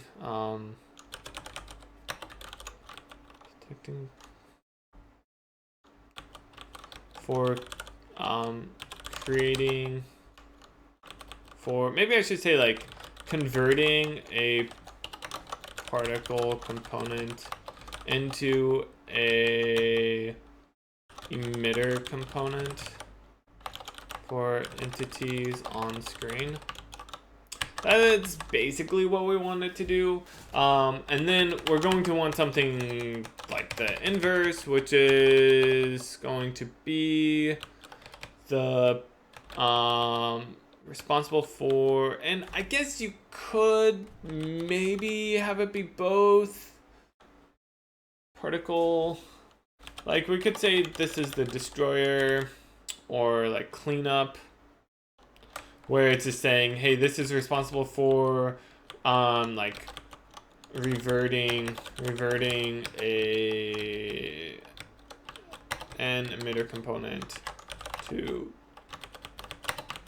a particle component. That's, yeah, I don't know if I like this. And then this would be maybe I'm just gonna like say reverts converts. This is updates all emitter component particles. So that's going to be really simple. This is why I love this system. It's so easy to like break things up and really like think about them. Like implementing this particle system is going to be quite simple. And we'll get to that in a bit. But yeah, I'm still trying to figure out how, like, kind of splitting them up. Like once we figured out how we want to do it, it's easy to implement. It's just like trying to figure out the best way, you know. So yeah, this is a little complicated because we have this, like, it's a particle emitter, or it's a it's a particle component, or it's an emitter component, and like going between the two is kind of weird. If we did do it this way, then we actually technically would need to be writing to the particle component, because what we would actually be doing is removing it. We would say, okay, let's yeah, I don't know. I don't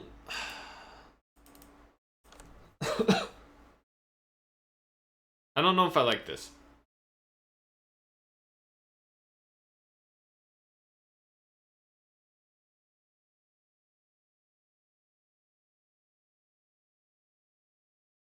Once again, we would need the camera. Man, I really need to add in support for a camera.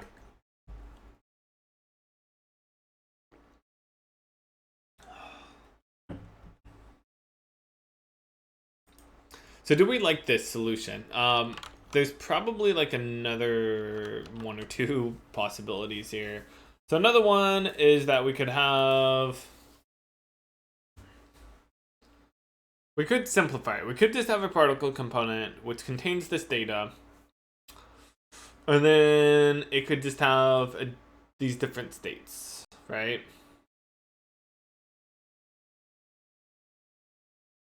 The one thing that sucks about this is it means that every single time that we iterate over it, we're going to have to iterate over all of them. And it's a little wasteful where we're like, oh, let's, you know, let's try to find the particle emitter that, you know, is currently active, or I don't know, whatever. Yeah, so it would be like, in this case, we iterate through all the, like we're skipping over a bunch, right? So like any of them that already have an emitter component, we would be skipping. So which is why we're talking about making it so they only have one or the other. But if we did just, you know, let's forget about the emitter component for now and just say, okay, we only have a particle component. In this case, what we need to do is we would once again have to be skipping over them, because we'd have to say like, hey, is this particle component already emitting particles? Like, is it already considered to be on screen? Right? Yeah, because if it's not on screen, then that means that we need to be starting to emit particles. Like, we need to be assigned particles.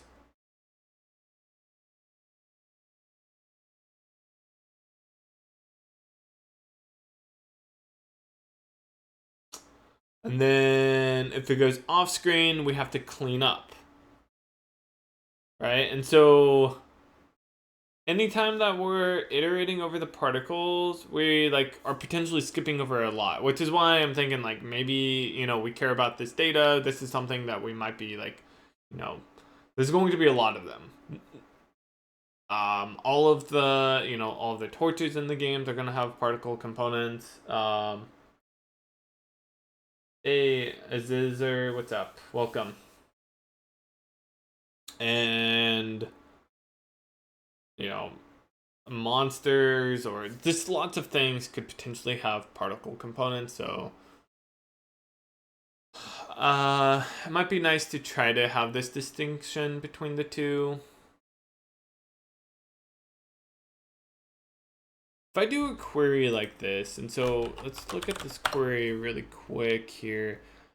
Can I, when we iterate over it, I was wondering if I could get access to the list of entities or doing something with the entities. It doesn't seem like I can. But it might be okay, right? Let me see.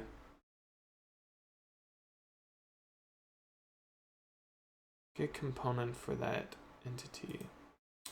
Yeah, actually this would be okay to free it while iterating. Like, that's safe. So if we wanted to do it this way, we're saying, okay, if it only has a particle component or an emitter, right? So this is, we are converting it over to an emitter. So we don't need this check anymore because they never will have both.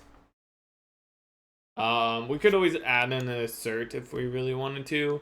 But what this will do is it will look to see, hey, is this, you know, transform on, you know, within the camera view, and maybe we want to make it be a little bit larger.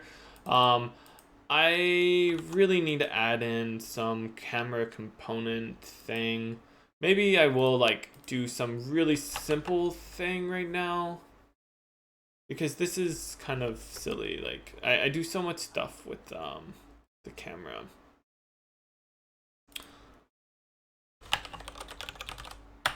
It's really simple too. Like I should have done the, like, at least like, yeah, the basics of a camera. Actually, I think it is just really, really simple. So our camera component, so this is going to be for the world. So we need something like this. We'll call it our camera component. I don't even know if it makes complete sense for it to be per world, but I think that this is okay. Yeah, it's a little weird. Maybe it's a little weird.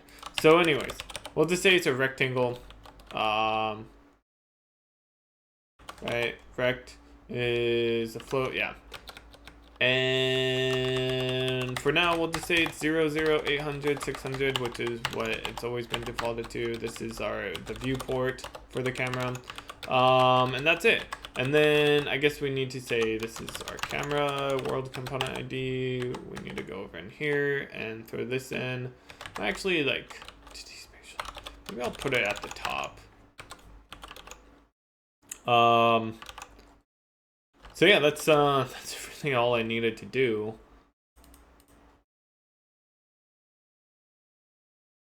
Oh wait, did I screw up something here? Well, that looks fine.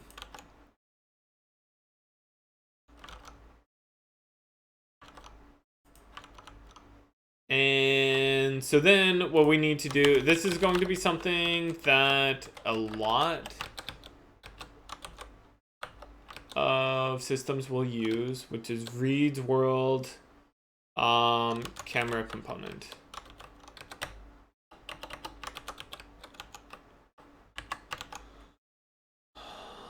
And I guess we need to add in world component in here to get access to this. We also need to go to our world.cpp, add that in. We'll throw this up at the top. Camera component ID is equal to camera component. Okay, so that will create a new camera component. So we have that. So then what we can do, and this is the whole reason I wanted to do this, we can say, okay, let's get our camera component, camera, and that's just going to be world, get world, camera component. And so then we can just say, hey, if the camera viewport contains the transform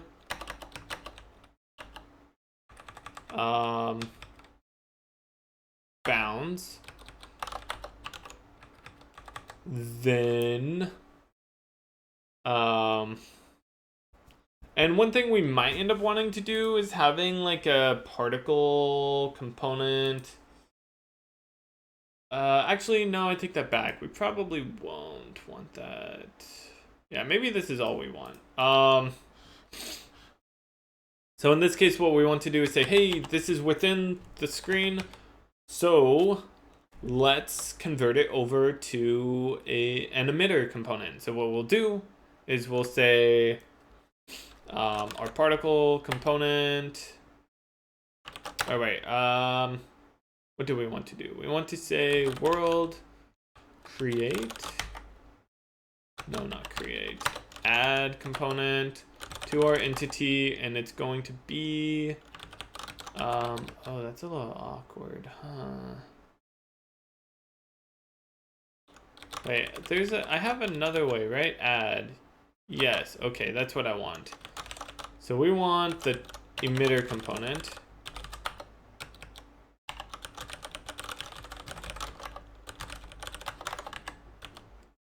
For that entity. And then we're going to say we want to set the emitter dot emitter, which is a little weird to have it be called that. Maybe I'll change the name.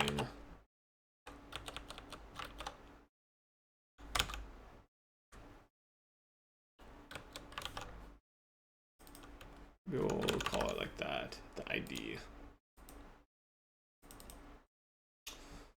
ID, maybe key would be better.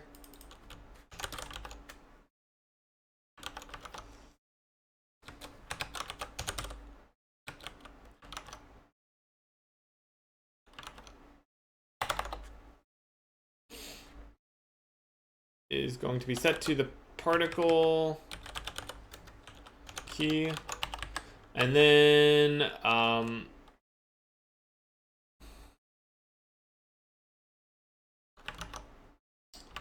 does now. Get used to it. And so we add it, and then we want to remove from that entity our transform component. So one thing we'll need to do, and I'm gonna make a note here, is give some grace between creating and destroying emitters. So that way, whoops, let's change this to just be entity.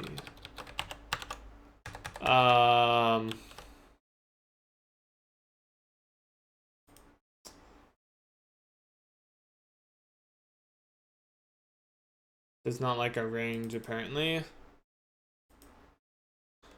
So that way, we aren't like constantly flipping back and forth. So like maybe once it gets within the viewport or close to the viewport, we create it, but then it has to go much further away from the viewport. So like, you know, maybe you have to be like twice as far away. So that way we're like, we or a little lazier with destroying the emitter. So that way you never get to the point where it's like constantly like, you know, if you're exactly like on like the particle and emitter thing, whatever, that let's say the torch is like right on the viewport and you're like kind of bouncing back and forth or whatever, it could like be creating and destroying that particle an emitter component like constantly, which is very wasteful. So you don't really want that. So, you know, give it some room to breathe. Okay, so that does not like that.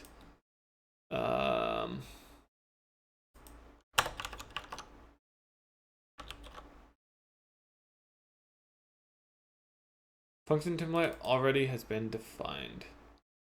Oh, whoops. Why do I have two of them? That is weird. Get clamp contains random. Get clamp contains random. Okay. I don't know why I had two.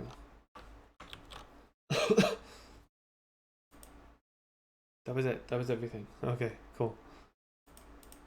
Alright, so that's how we can create it. And then to destroy it. Oh, one thing I guess we need to do is whenever we set this up, we need to figure out some other stuff, right? So this is where having this like some database of objects and everything would be useful. But also, yeah, so we need somewhere, I don't know if it's going to be in here. Maybe we'll have a list of emitters. So it'll be like I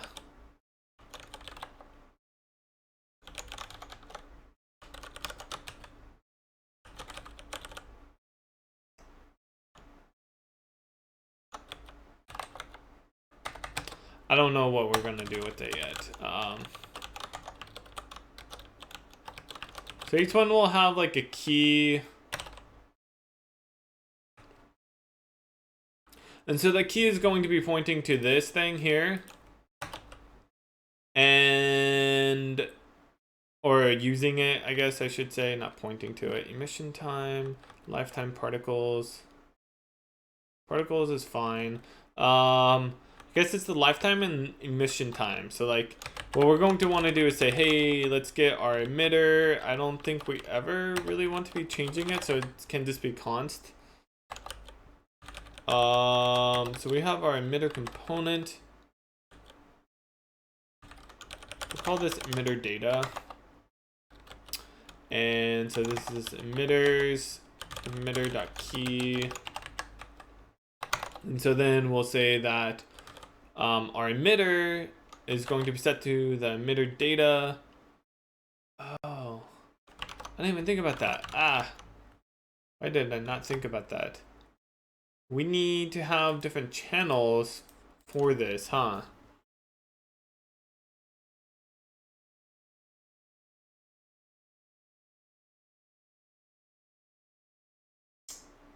One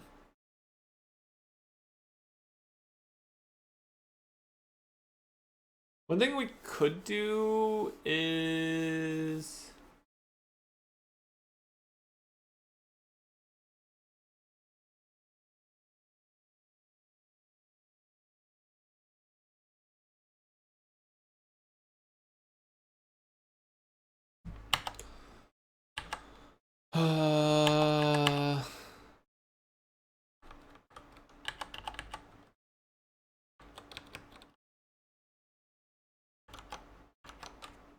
because this is going to be different for each channel, right?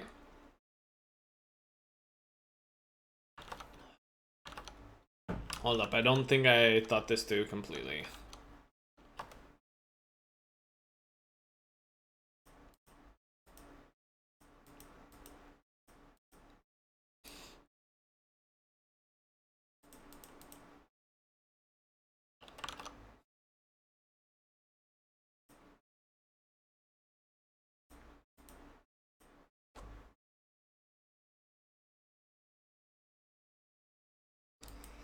So we could do something like this where we just say we have you know, this is the channel, so channel ID is just, you know, an index into these, and so we could iterate over them. And so what we would actually need to be doing for this is a for loop. I guess it might make more sense to have it be something more like this, struct channel.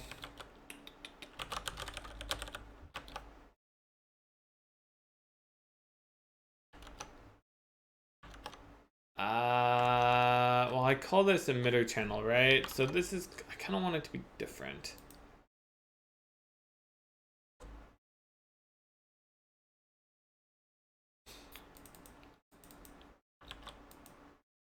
I do think it makes a little bit more sense to have this different.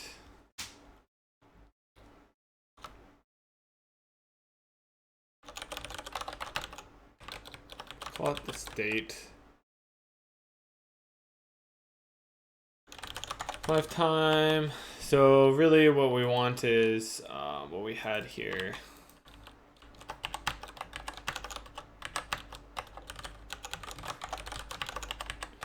And then, oh, I guess it makes sense to copy this over.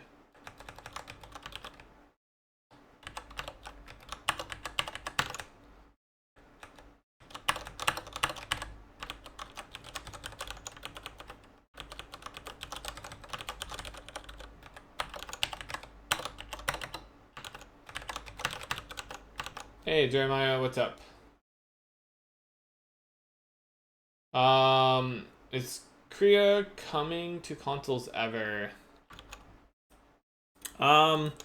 It's something that we're considering, or something along those lines. Yeah, we don't have any definite plans right now. So, like, short answer, probably not, but we do have some ideas that might mean that it's, you know, kind of on console. I don't know. We'll see. We'll see. We have plans, but yeah, I don't want to spoil anything.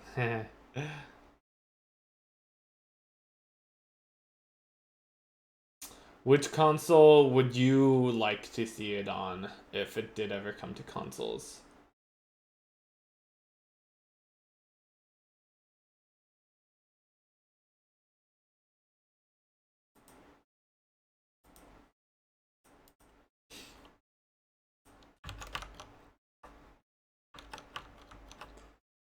Okay, so with this, we could say for Switch.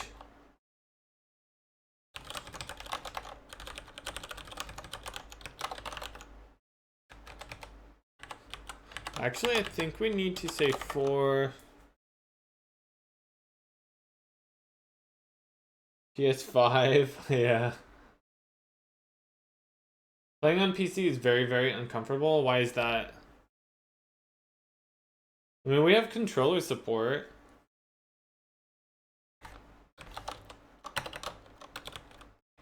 I want the Xbox 2.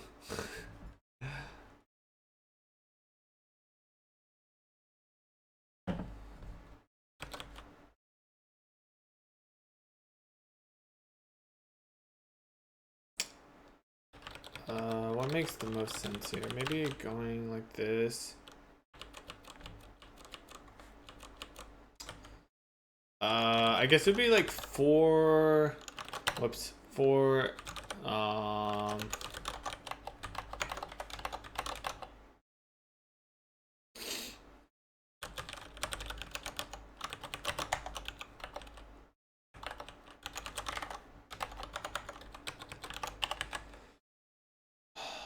And then we would just say we get the channel that gives us all of that information.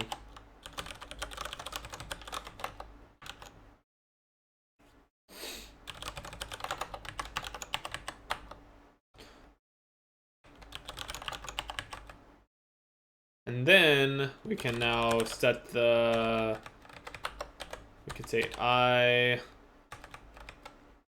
the mission time. That's until the next emission is going to be set to the channel delay, right?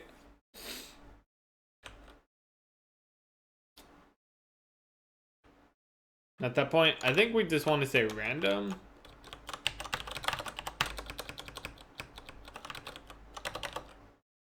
And then the lifetime is going to be how long it lives for, which is this life. Wait, how long to emit particles for? I think it's life, yeah.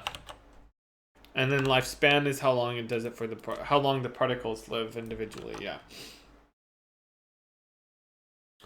Any release date in mind for projectDIG? I have to hunt over my laptop. I don't have a good setup. Okay, yeah. I understand that.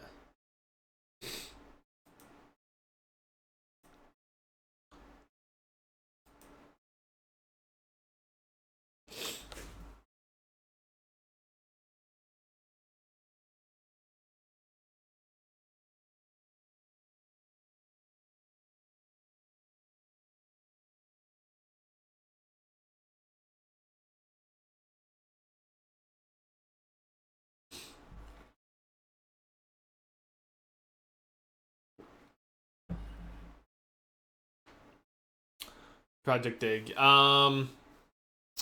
No. It's too far away right now. I have no idea.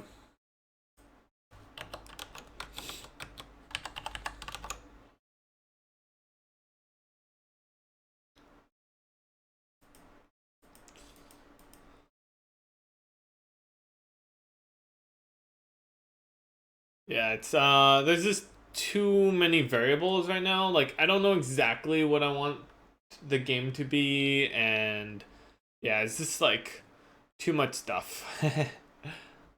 Too much stuff.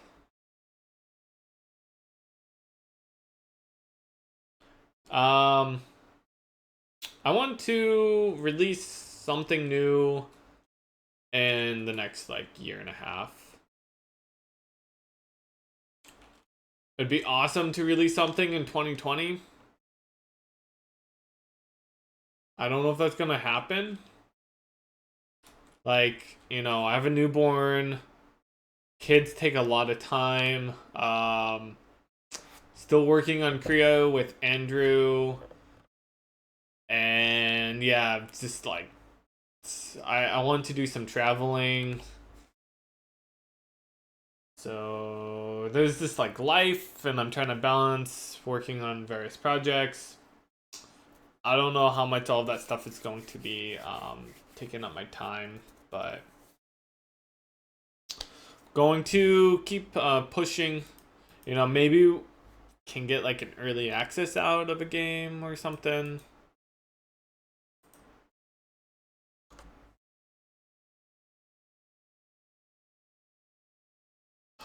Okay, so this looks good. So this will set up our emitter properly.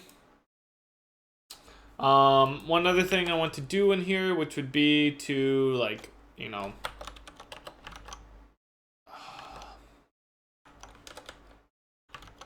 I guess actually maybe the channels each channel should have particles. Right? I mean, that's what I was kind of talking about before.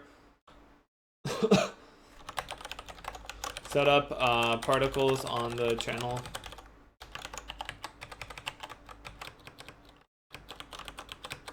It might be worthwhile doing like channel state.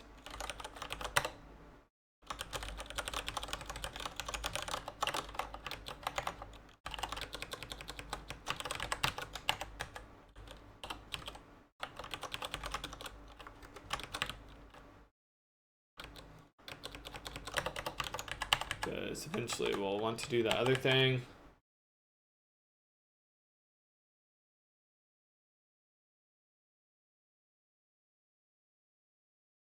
Rune Factory.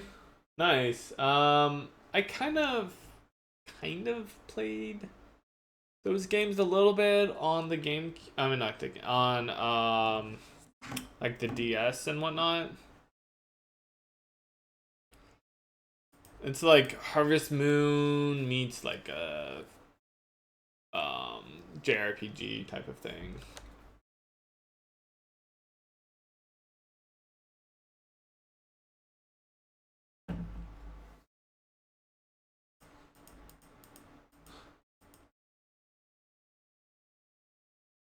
Okay, so that looks good.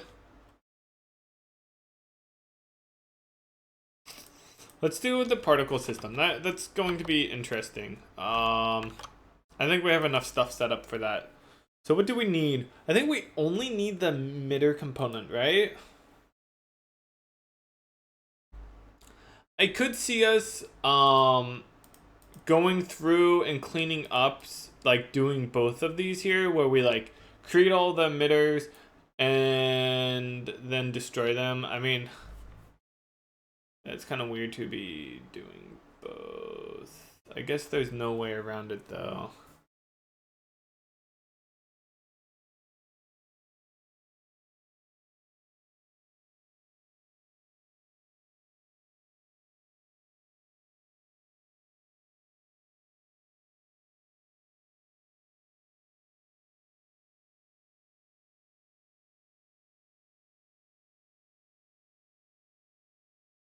One thing I think we might need to do is make it so that the emitter component, maybe we can just have like a flag on it, which is like a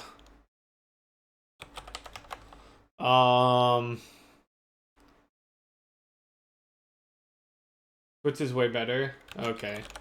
Yeah, I mean, I barely play games. I have been playing Pokemon Let's Go Pikachu with Kaylee. That's been fun. She's pretty cute.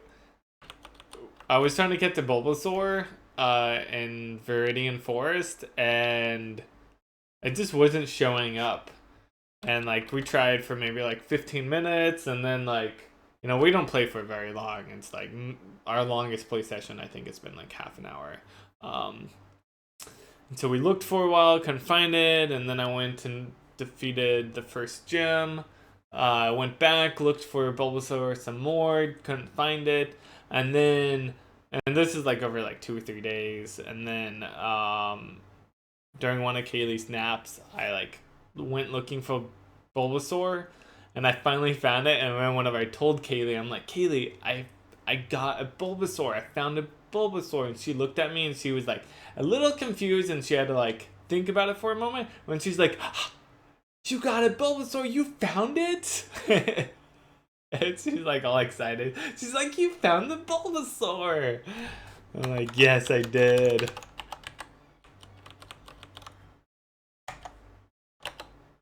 I think I maybe preserve. I don't know what I want to do with this yet. But basically, there's like sometimes whenever it's being destroyed, I just want it to like actually be destroyed. So like an example is, let's say that you hit a I mean, this is okay, here's a better one since it's there's some delayed thing. Let's say that you throw a bomb and you start like running away from it, and it like starts to get off screen and it explodes. So you see the explosion at first, and then there's like some smoke coming off of it. And by that time you get completely off screen.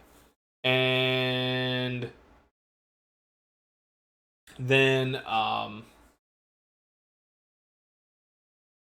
so it's off screen.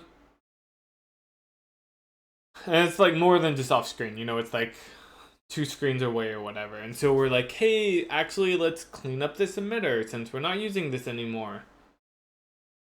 And then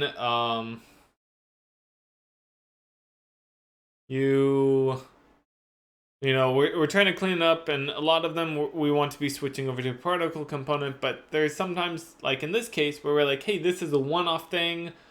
We're not going to have it creating particles anymore, right? I think actually the majority of the time this is probably going to be the case, where we're like, hey, we emitted particles, now we want to destroy this emitter. We don't want it to be converted back into a particle component. So like, most of the time, whenever we're doing this, we'll say, hey, let's actually have this emitter data be, or not emitter data, the emitter itself preserved.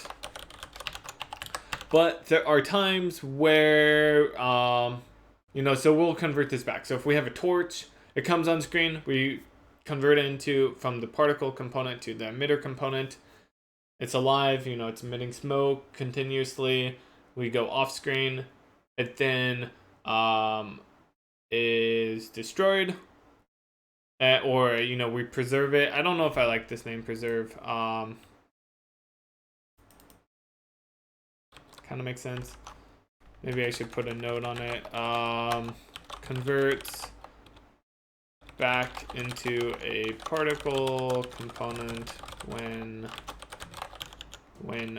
completed or off screen. When destroyed, I guess. When destroyed.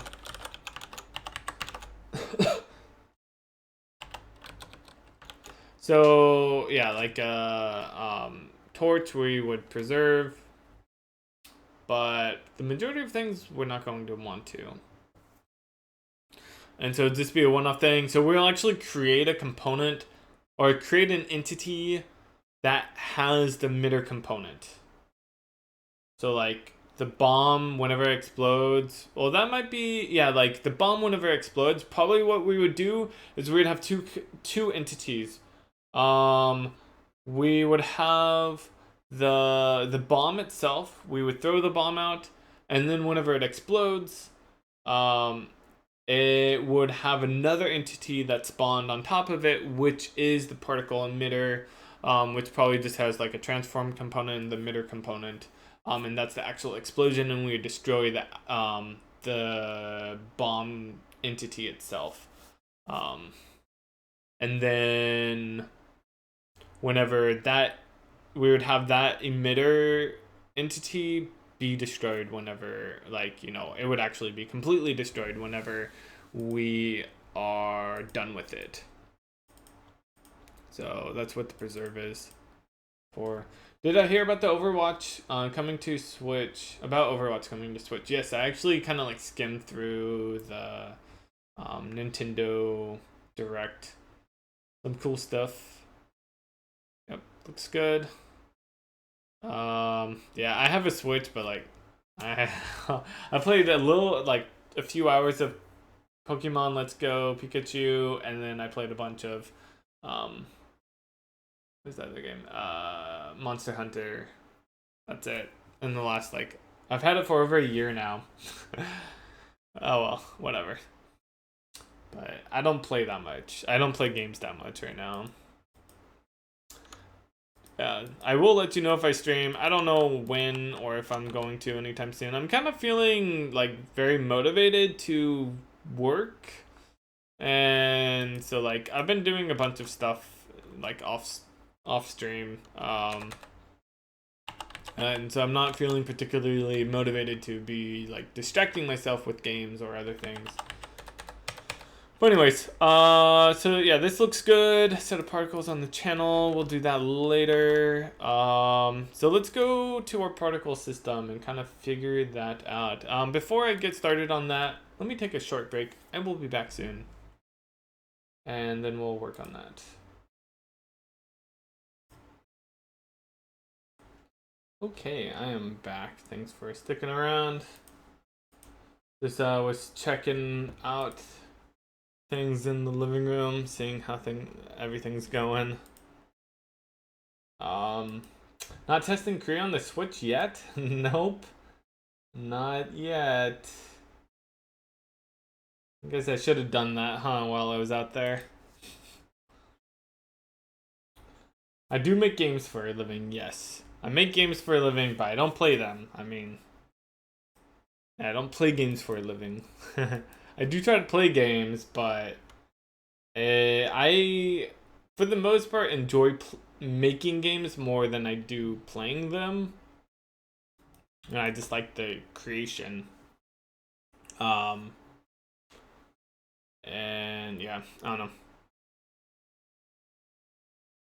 I just have other things going on in my life. I trying to help out with the kids. spend time with the wife, going to the gym. I make dinner every night. I go grocery shopping. Try to sometimes do yard work. Yeah. And then working. So it's hard. And then also I like try to, I don't actually have any friends, but I like to think that I kind of do. I mostly just spend time with some family when I can, you know, on like special occasions like on Labor Day, stuff like that.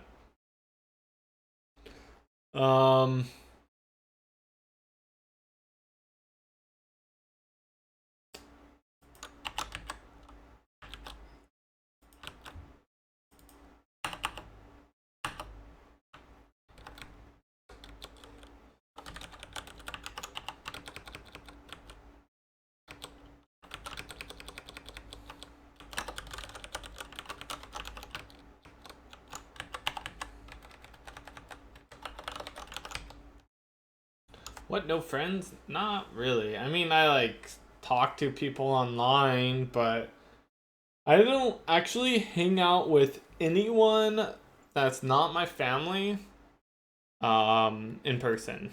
And I have not done that for a long time. Few years. I mean, really I haven't done it since I started working on Korea like 7 years ago. Occasionally, like when I was living up in Portland, there were some people I'd meet up with, you know, maybe like once every few weeks. That lasted for like a year. And then we moved. Well, they kind of stopped hanging out with us. I think mostly because we had Kaylee and they didn't know how like busy we were or something. I don't know. But then we moved. But yeah.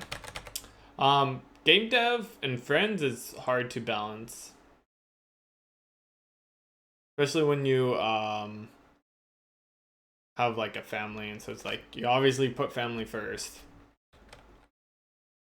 Yeah. Anyway, so yeah, it's fine. I don't really mind whatever.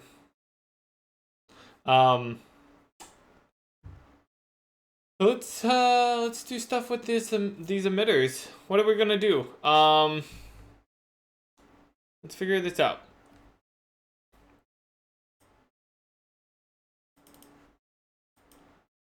Update. How much?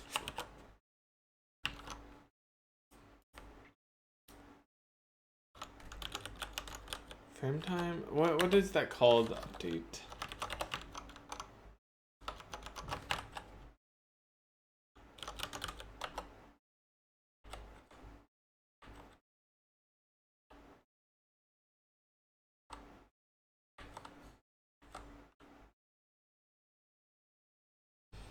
The time step.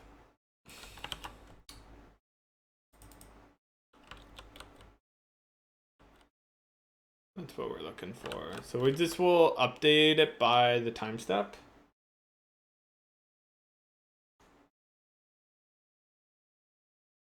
Sometimes a family could be toxic place even if you love them. Sure. I mean, absolutely. Anyone can be toxic. My family's fine.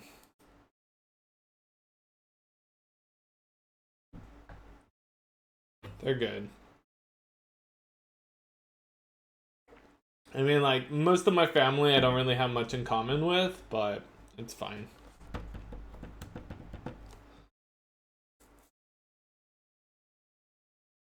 I just don't talk to those people. Well, like my brother who actually lives with me, Muscle Quest, he plays games a lot, and so we have more in common. Or like one of my other brothers plays games a lot, and so I talk to them more than I talk to like, you know, my sister that lives out of town, and I have like pretty much nothing in common with her.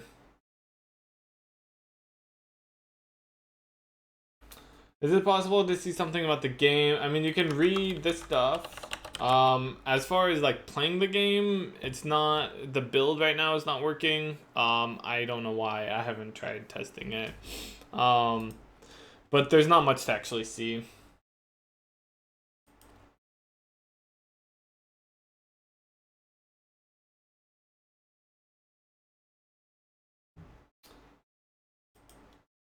Dad coming back from work shouting. Yeah, that is a common example. Yeah.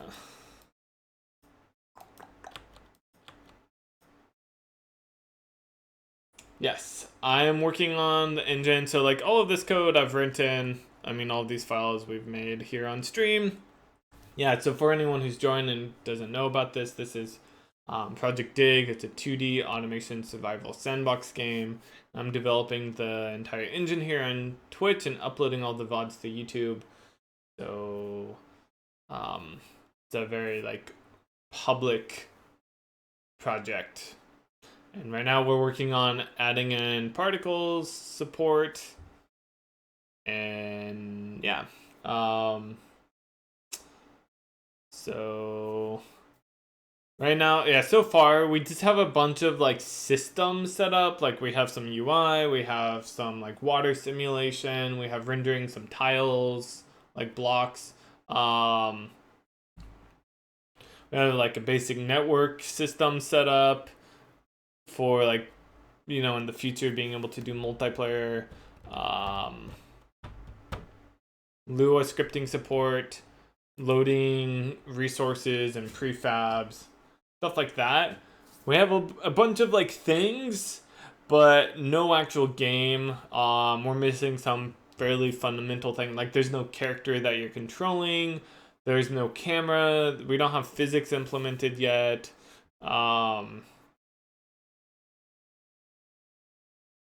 But we're getting there. We're just like kind of doing a bunch of various systems, but we are kind of you know, getting to the point like these are all like prototyped where it's like, okay, that's something that's there and we kind of need to start doing the game to actually know more of what we're going to need, or at least get some more of the other systems set up. And so you can see like the purple, these are the systems. So we have most of them over here and we have a few over here, but most that remain are now like gameplay systems that are more like game specific. Like, oh, it's an inventory, or it's the mechanical wiring system, or, you know, character movement.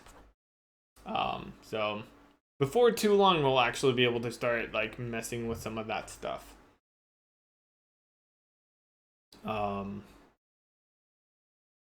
Yeah, so right now we're doing particles. And, you know, maybe later today, we'll actually get it running again and maybe soon get particles actually being rendered. You were doing the foundation of the game. You learn all this stuff alone. Yeah, more or less. I mean, yeah, I have learned it by myself. I didn't go to school for it or anything. Yeah. I think I mentioned some stuff about the engine there. Yeah.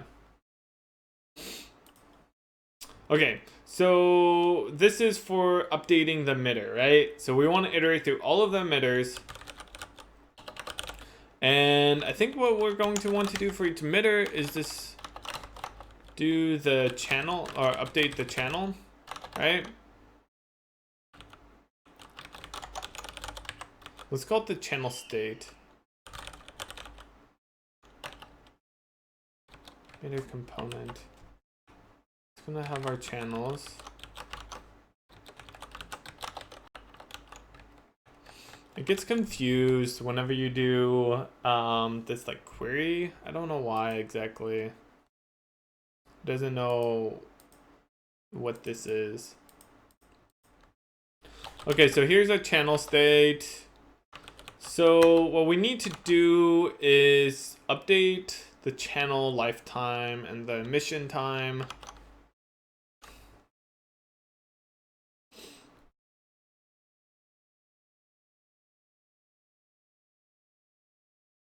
I'm just a guy on the internet, but I'm glad we are friends in a way. Yeah, I consider, like, that's actually one of the reasons I like to stream, is just because I don't really have, like, friends in real life that I hang out with, so it's nice. And I don't, I work at home, so I don't have, like, coworkers to hang out with.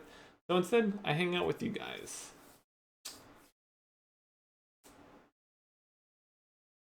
Hey Swift, can I show or tell about architecture of the game, especially about the managers, textures, sound, etc.? I can give a quick overview of that stuff, but I actually have some recap videos that go over that, that you can check out on YouTube. So yeah, just look for the projectDIG recap videos. But basically what I do for these managers is I have, well, there's like two things. There's the texture and sound stuff, which I like. For textures, I have my resource manager, or the resource system. So you can like load a resource, and then you can get the resource. So when you load a resource, you get back a resource handle. If it's already loaded, then it just returns the resource handle for that. And then you can get the actual resource, like the font resource or whatever, from it. And so if we go to our load function, you can see that what it's actually doing is it like, we look to see if that path, we get a hash of the path, and then we look to see if that exists, and if it does, we, give back our resource. It's kind of complicated. We have our resources. Yeah, it's like, this is actually pretty complicated. Hey Jeremiah, take care, man. Thanks for joining. This is actually complicated. I would actually just recommend watching the recap videos. I go over like everything. They're, considering how much I've done, they're fairly compact. I try my best. So I would just check those out. I think the first one or two go over pretty much everything you are interested in. Do I use a singleton here? Kinda. So what I do is I have my resources. So this is like static. So it's like this static. So it's kind of like a global, singleton is like a global static pointer. I just have my resources here. So I could technically put this in a singleton, I guess, and say, oh yeah, it's a singleton. But this is like just hidden inside of this compilation unit. So it's like, hey, only this thing will be using our resources. Yeah. So it's kind of a singleton, but not exactly. I mean, it's like, it's not really a singleton, but it's, it's statically initialized. And that's what I've done for like all of the managers, is really having this like pool of something that I am statically initializing and then using. I think I do the exact same thing with the audio. Whoops, audio. Yeah, we have our banks in that case. We're using fmod. So we have the banks statically initialized.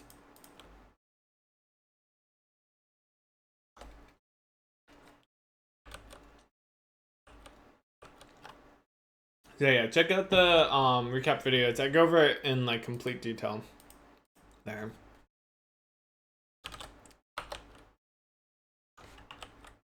Okay, so maybe I don't want to do that because it's getting confused. Emitter component. Okay, now it at least knows. So, how long to emit particles for?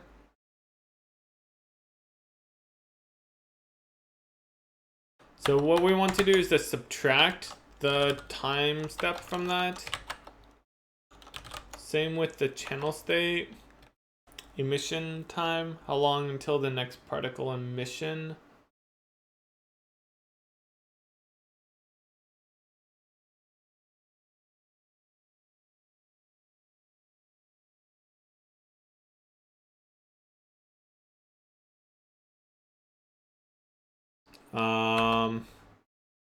Emission time. I think same thing. We wanted to subtract this.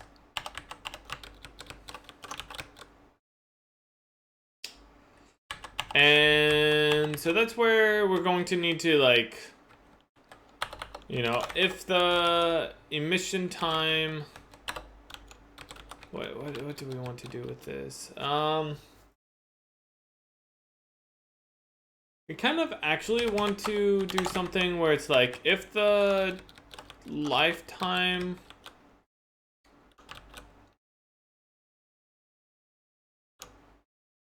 is greater than 0, then we want to do some stuff.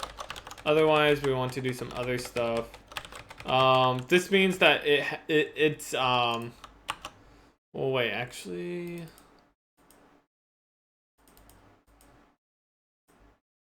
we still want to update it. That's true.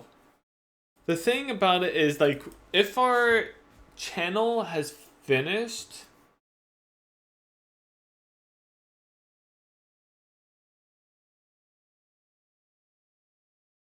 then we want to allow it to continue to, like, do the stuff with the particles until they have died, right?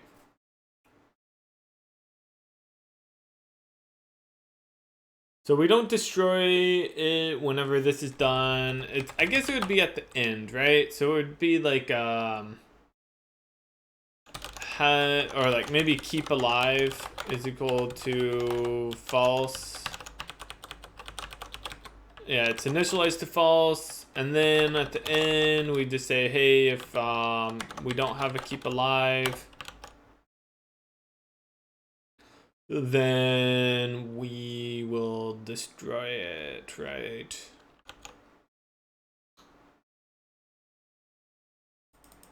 Lifetime.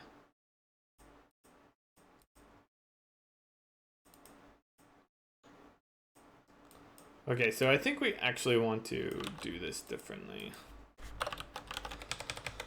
So we have our, I think we want to say if our, actually that's, yeah, maybe we do want to have it be like this, where we say if our lifetime is greater than 0, that means that we can be emitting particles. Then we can subtract the lifetime. We say, okay, or like we're removing the time step time, so we're decreasing how much time it has remaining to live. And then we also decrease the emission time by the time step. And then with that, we can say if the emission time is less than or equal to 0, then that means that we need to be emitting new particles. And that's where we would say, what?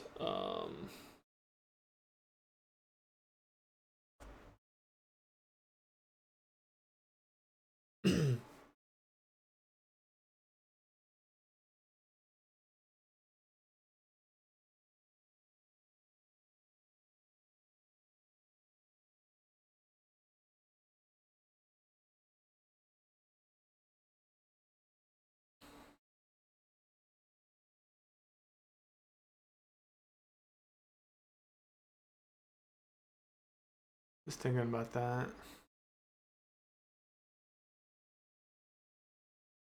I'm wondering if I want to have these particles be densely packed. I guess so. Yeah, probably.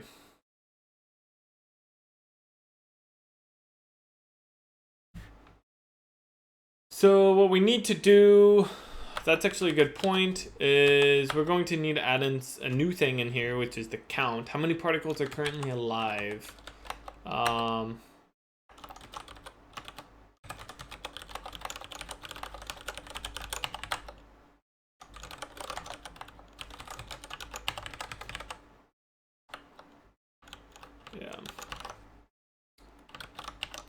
So what we want to do is, in this case, to say, we're going to allocate, so like, you know, emit more particles.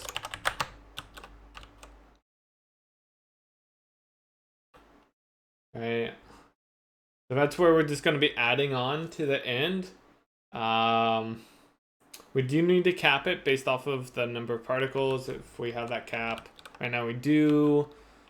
I guess what we can just do is say, hey, the count is going to be equal to, oh, wait. Be careful about that. This is the, like, the new count, I guess.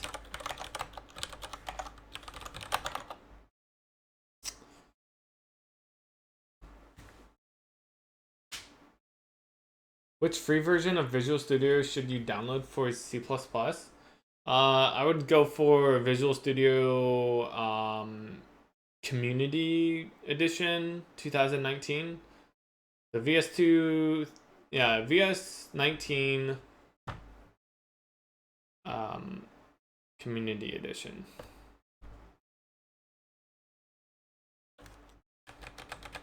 Okay, so we have a new count. And that's just going to be the current count plus, you know, it might make sense to distort, say this is the count. That might make sense. And then the new count will be, I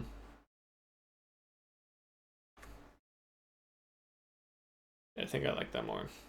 Just, it's actually, we need to cap it, which is going to be the size of, so we pick the minimum version between the channel state count plus the, and this is where we actually need to be getting, oh dang, that's true. I don't want to store it, so I need to,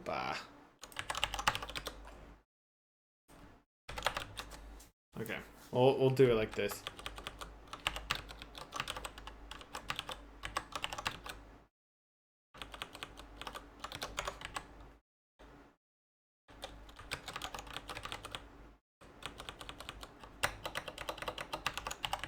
Okay, so we need to iterate over it with like I, so that way we have the index, because what we also need to do is we have the channel here, but we kind of need to actually be getting the emitter data for this.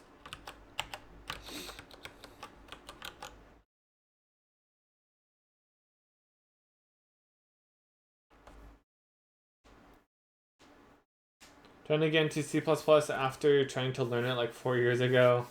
Good luck.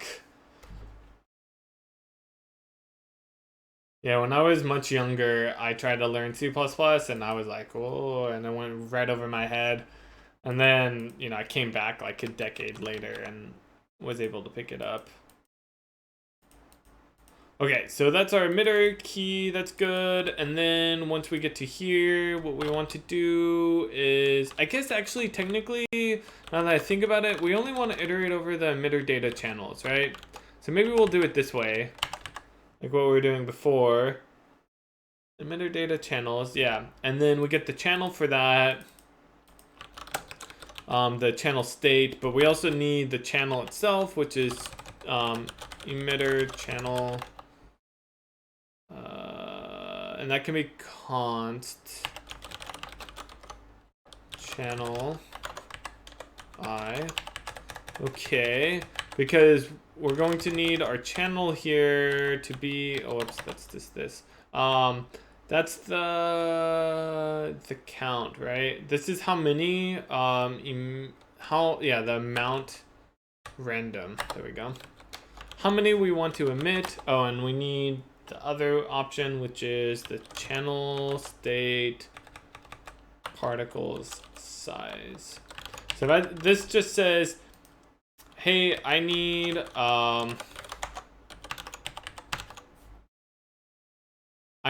to either, like, we're picking some amount. So we want the new number of particles that we're going to be using is the current number plus some random amount, or the, you know, and cap it out at the particle size. How many were allotted? So then what we want to do is we're going to start at count. So we might, I think we just want to say 4.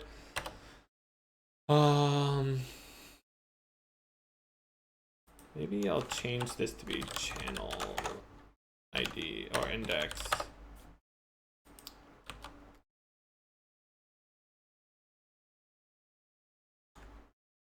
And I will do just I here for this.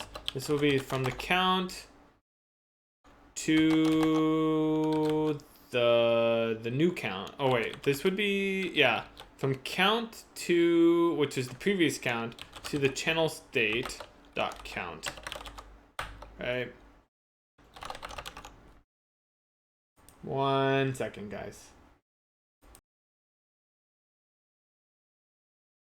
Okay, I'm back again. Sorry. It seems like this almost always happens, like every day, just as we're getting Kaylee, the older daughter, ready for nap time, which happens like right now. The baby, Emmy, wakes up. And so there's this like period where it's like a struggle where like Amy wants full attention and we're also trying to give Kaylee full attention. And so yeah, we've been tag teaming it most days. Sometimes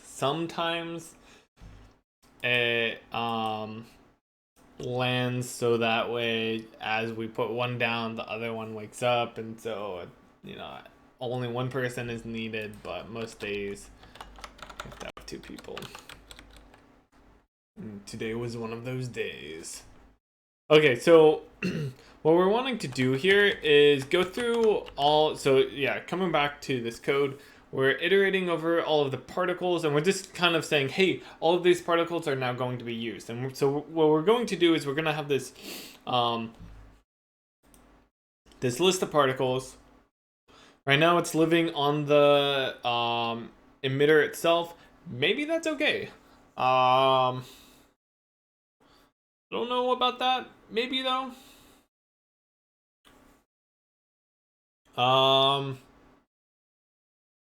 And then what we'll do is we'll just, and so those particles are going to be densely packed, as meaning that we will track how many particles are, so we have a fixed number of particles. Right now it's 0 to 100, and instead of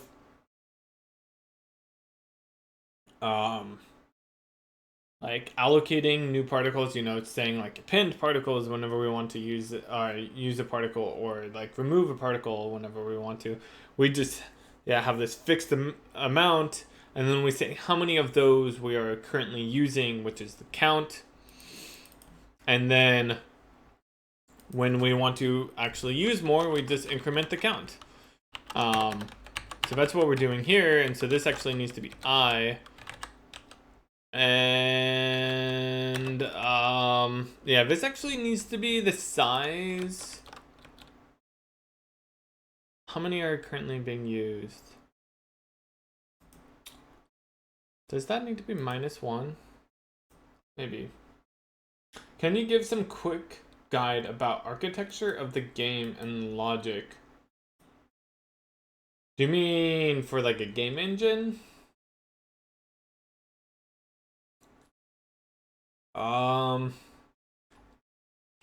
It's, I don't know if that's really possible.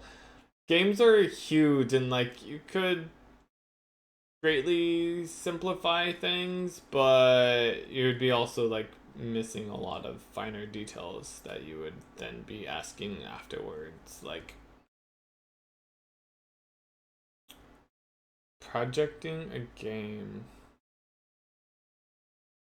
How to project a game? Project game? You mean just like planning and designing a game out? I mean, you can write that. There's no set path that you have to take to do it. You can do whatever you want. For me, what I've been doing is I designed a lot of the game out. Here you can see that with the design work in progress. I had this originally all inside of a Google Doc, and then I moved a lot of it, not all of it, but most of it over into here. And so I kind of like designed out a bunch of the game. And I kind of came up with some like, you know, core design goals. And then I kind of made a prototype and also designed out how I would want to do the various features and played with those, and so there's a lot of back and forth. And then once I settled on something that I liked enough that I wanted to move forward with it, I started working on this game engine. But yeah, I would say like typically, find what you kind of, come up with an idea and then like refine it down to the simplest form, prototype that, see if it's fun, see if you enjoy it, then kind of build onto it from there. That's what I would do. But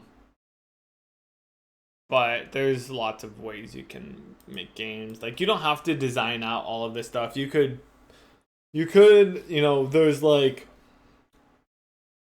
you don't have to design anything and just like play around with stuff. You're like, oh, this is an interesting thing. Let's play with this today. Or you could go to the other end of the spectrum where you design everything out in a game design document, a GDD, and then you just implement everything according to that. I think there's a middle ground, which is what I'm trying to strike, where you plan some things out, but you also try to be flexible and know that things that you plan out aren't necessarily going to work out how you think they are. And so, yeah, you're just like, let's try this, see how it works out, and then pivot from that. And so I mostly hit broad strokes, try to prototype various things, thinking about what might be interesting to explore in the future. And so once I get this game engine implement, or like the foundation for the game engine implemented, I will be going back to prototyping and trying to once again figure out exactly what I want the game to be. But yeah. That's how I'm doing it. There's probably 100 different ways you can go about it, though. Okay, so these are all the new particles that we're going to be setting up here. That we're activating. And so this is where we just need to say like, hey, the angle is going to be set to the channel state. Oh, wait, this is channel angle random. This we want to do something along these lines for all of this now. Color dot start.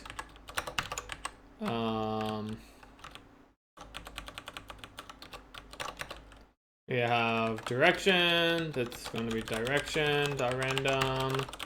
So we're just initializing it. That's what we're doing here.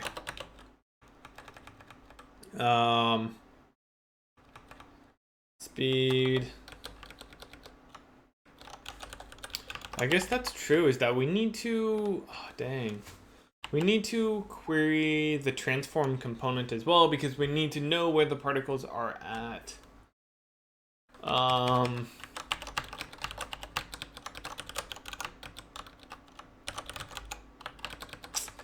Always needs the transform component. That actually sucks. Okay, well, oh well.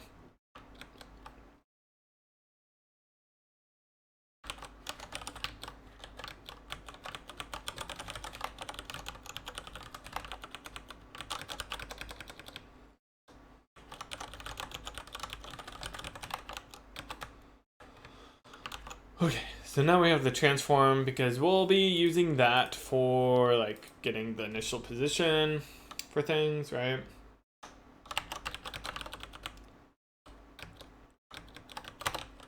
So we have the speed, we need to set the scale. I think that's about it. Direction, oh, we need to set the life, how long the particle has lived for. I guess that needs to be 0, and the lifespan needs to be how long it will live for. Yeah, so lifespan is going to be lifespan.random, and then we have the life itself, which is at 0. And what else? Oh, the position, right. The position is going to be set to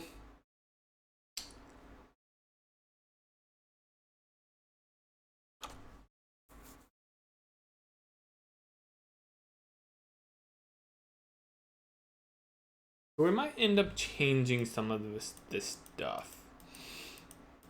I'm not sure yet. The position is going to be the transform. I think I might get the position from this. Whoops. Position is transform. Isn't it? Man, this is one thing I really dislike about this, is that it can't figure out the IntelliSense stuff. So I want the bounds. It's not a pointer.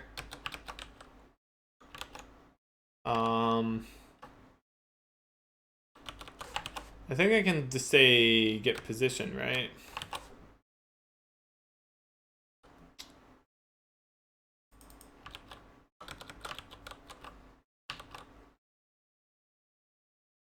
So that's actually a little awkward now that I think about it. I don't have like an origin or anything.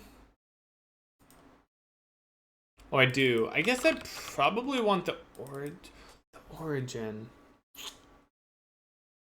Bound and the origin. Maybe that's what I would want. Yeah, I guess so. Which it says is a pixel vector. I guess that makes sense. Origin.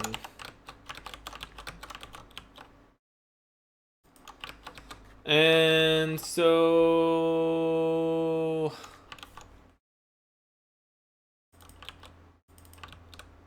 oh, no wonder why I can't figure it out. I spelled that wrong. Transform. There we go. So this will be the position plus the channel distribution. And what we really want is to get a random value on both of those, right? It might make the most sense to just do it per component like this. So this is going to be, and this is why I don't have any randomness.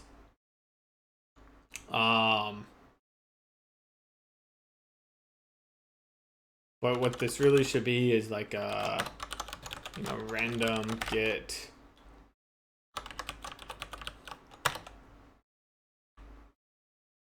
One thing I could do is just implement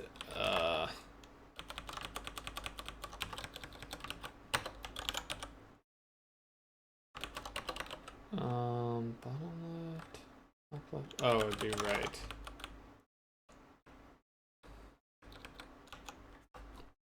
I could implement something like that. It's probably going to be random get, so that's like yeah,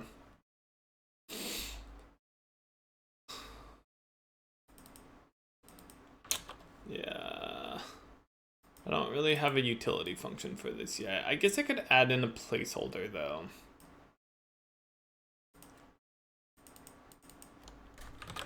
include, this will be random.h. So right now, what we could just do for this,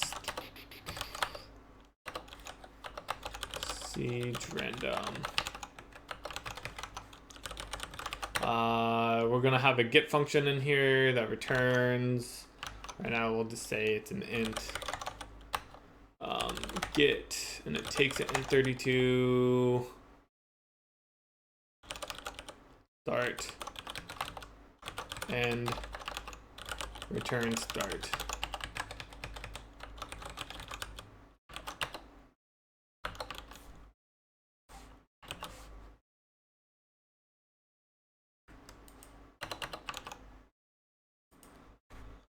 I don't know if we're gonna actually need the types. Maybe we will.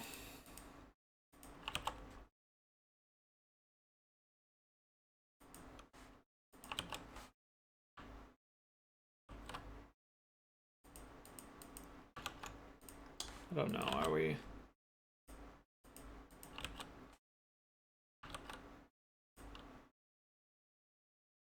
Where does this come from again?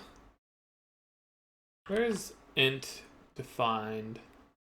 Like in 32. It says it's an stint.h. Is that really the include I need?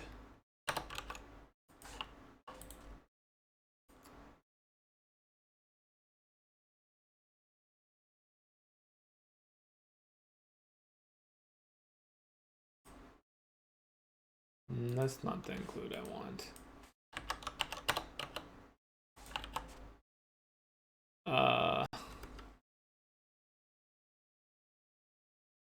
CSD and yeah, I was thinking it's something like that.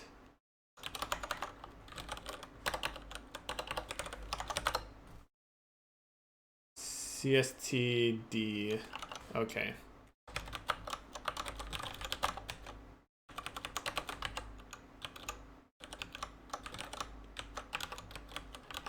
Thanks.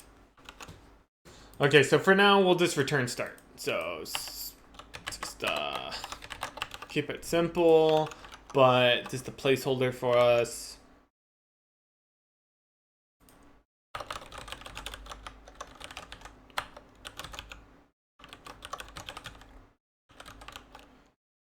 Wait, oh, dang it, I did not add it into the correct folder. I do that so often. Okay,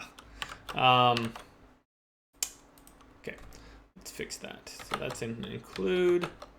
Siege, let's remove random from here. And then we'll add it in.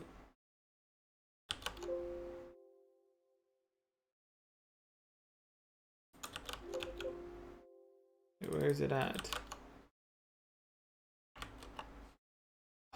It always puts in the wrong folder. Like it's always moving it. Include, okay, it went into system. That's where it went. But to be on top of that, I always mess up. Okay, there we go. And now we can edit properly.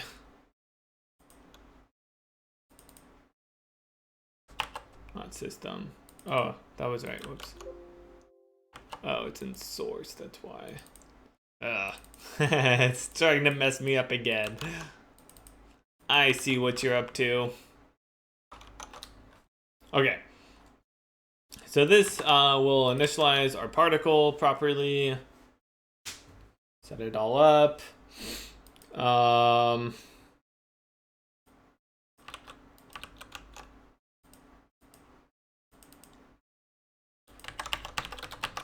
You do the same with the Y.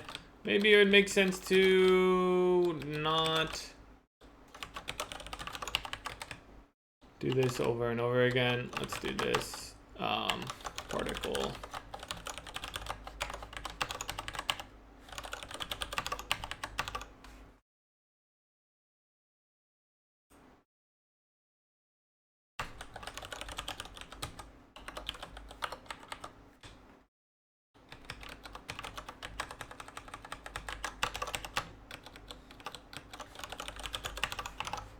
Okay.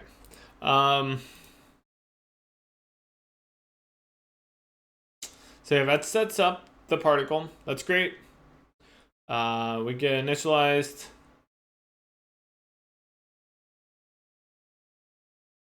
Emit more particles.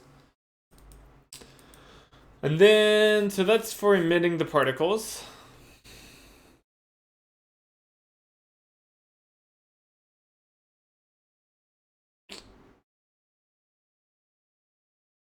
You know, actually, now that I think about it, we don't need to have this keep alive. We can just say if the... Oh, wait. No, I take that back. Well, we kind of can avoid it. We can say if the keep alive is going to be or equal the channel state dots count is greater than 0. So as long as the channel has any particles alive still, then that means that we need to keep this emitter alive. And then we say if once we've gone through all of the channels, if we are not keeping it alive as meaning all of the channels don't have any particles anymore, that means that we can clean it up. So we can clean it up down there. That's where we're like going to be destroying it or doing whatever we want with it.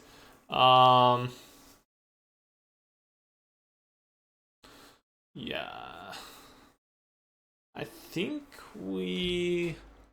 it's just like, we'll say if the emitter,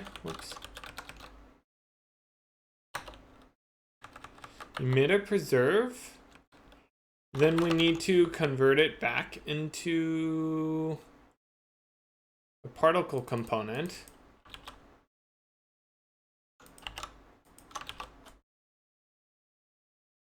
Which is kind of like that. It'll be much simpler though, because we don't need to do all of this.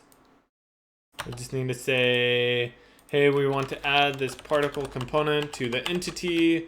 Here's the particle component that we are creating. Particle, and we get our emitter and set, particle.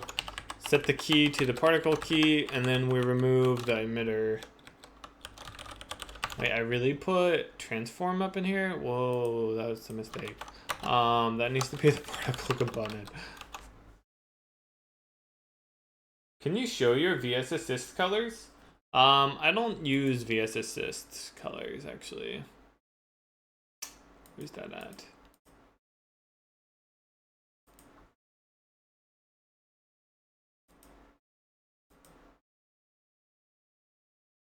Yeah. I disable it. I think I really need to make this be available otherwise, but I think it's in here. VS. I thought I posted this.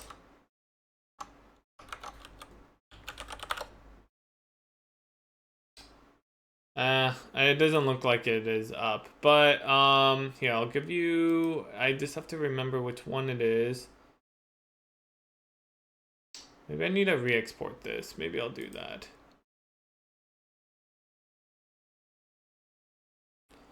If I can remember how tools, oh, there we go. Export the colors.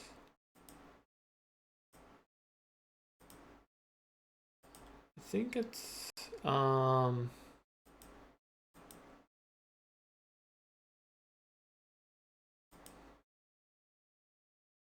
remember where it's at.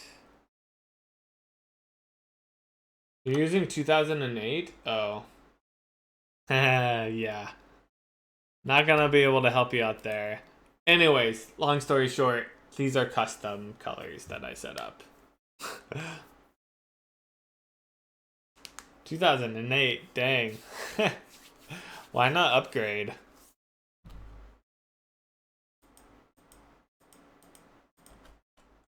Okay, so we want to remove the particle. So we're adding the particle component to that entity and we are removing the emitter component. So that looks good.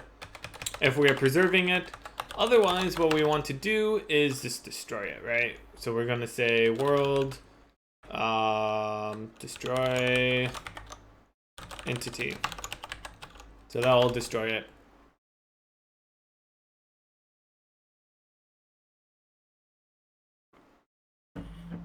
Okay. Well, typically they have like upgrade, like you can have it be upgraded. I don't know how well it would do going from 2008 to 2019, but it might be worthwhile.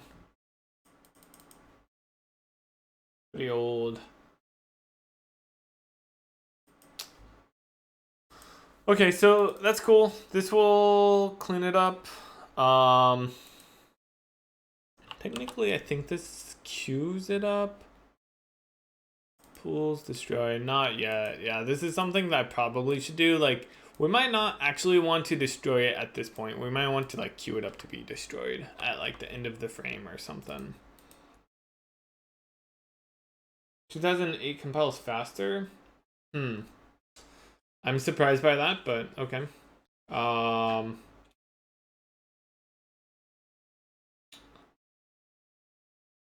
I'm pretty sure the compilers have gotten better at least. And so like the MSVC, 142, which is I think the latest, that probably has like faster code. I don't know though. I've not researched that at all. But anyways, so what we want to do regardless of this, so this is only really checking to see if we should be emitting particles or not. So outside of that, we are going to now be, if the lifetime is greater than 0. Oh, so that's actually a good point. Yeah, I guess that's fine.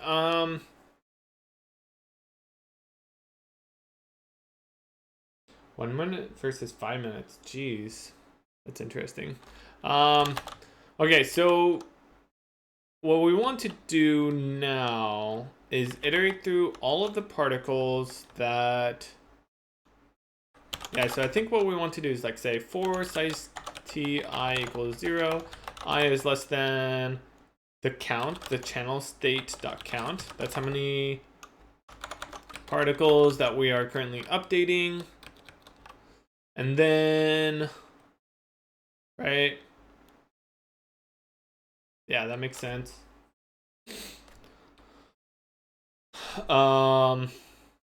What we want to do is try to update it, right? So I think the first thing we do, so we get the particle, oops, here, and then we say if the particle life, what do we do? Do we update it first? Maybe we do that. Lifespan. The reason why we need the life and the lifespan is because we may in the future, or no, we do definitely need to be able to tween between for some things, which means we need to know the percentage. So like taking the life divided by the lifespan is important. So what we want to do here is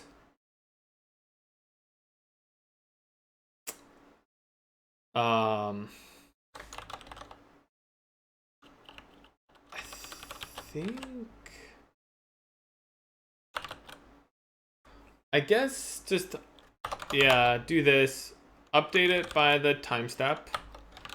So we say it's been alive for this time now. And if the lifetime, if the life is less than the particle lifespan, then it's still alive. Otherwise, particle life has expired and needs to be cleaned up. So here, we'll do the cleanup first. That's actually kind of easier.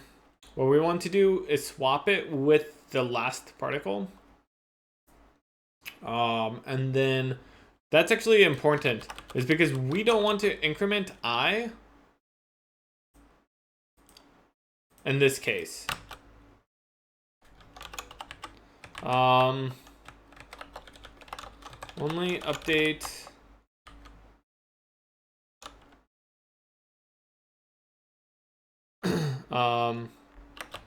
current index when if the particle is still alive. So we don't do that here because what we end up doing is we're going to decrement this and swap it. So we need to like remove that, and so that's kind of how we're like incrementing it, is we're actually decrementing the count instead. So we're always advancing. It's just like, you know, because what we end up doing is we say, oh, this particle is actually going, it's still, or this particle is dying, whatever. So what we want to do is just set the state particles I equal to whatever's at the end, which is at count, right? Or it's going to be count -1.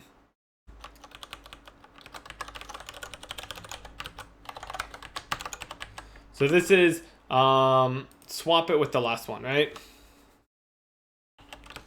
Maybe I'll do that. Particle has expired, so swap with last particle.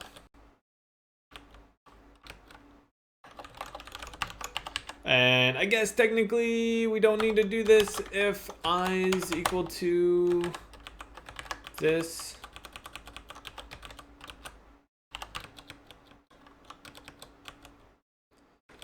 If I is less than that, then we will do this.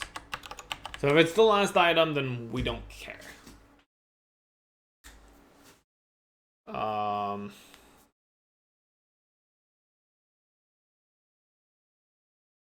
Yeah, I don't know about that. I honestly don't know, like, is this even worth it?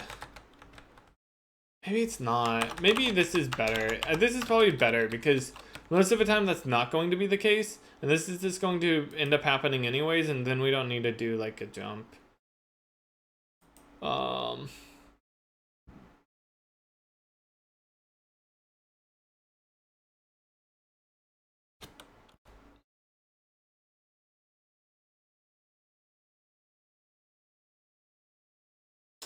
Yeah. So this will never happen if count is 0, right? Oh, wait. What happens if this is the last item?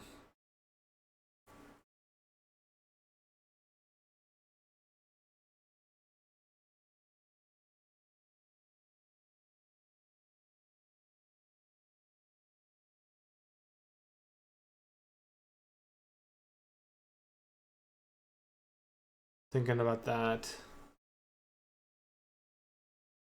Oh yeah, okay, that makes sense. So if this is the last item, then that means that we'll swap it with itself basically. And then we'll decrement the count. I will stay the same, but count will be less than 1, or it'll be, you know, less than what it was. And then this will end up being false and it'll break out. How goes the work today? It's good. It's good. Making some progress. Wrote some code so far. Thanks for asking. So that seems fine.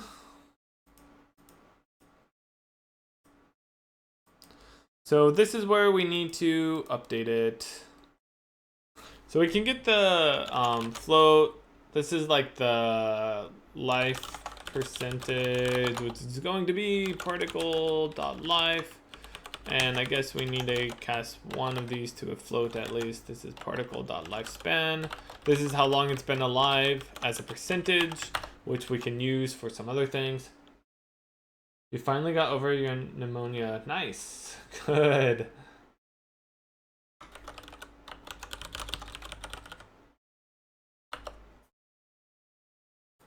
Way to defeat it. That's good. Okay, so what do we need to do? I guess for most of it right now, we just change the value, right?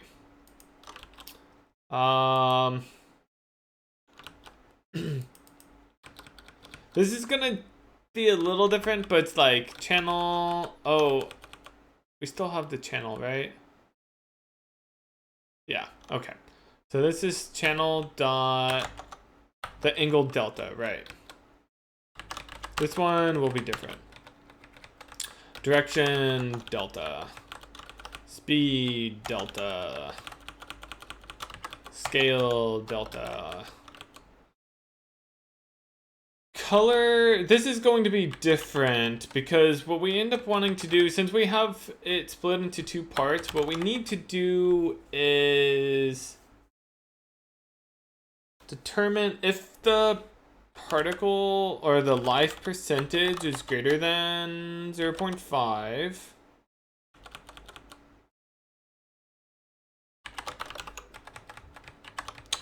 Then what we'll do is, whoops.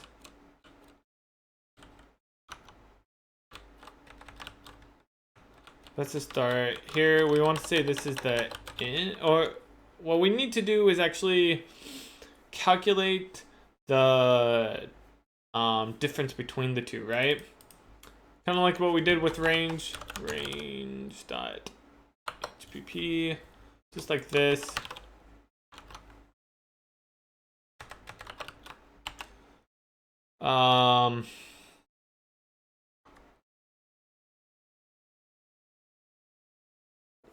Where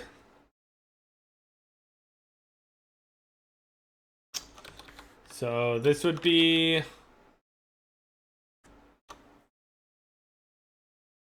the min would be the color mid.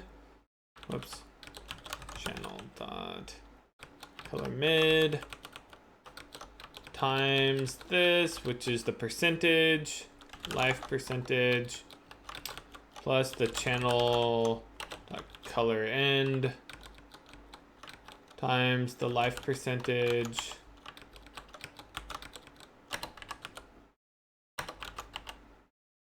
It doesn't know how to multiply this, so I'll have to fix that. But yeah, that's basically it, and that's going to be the particle color.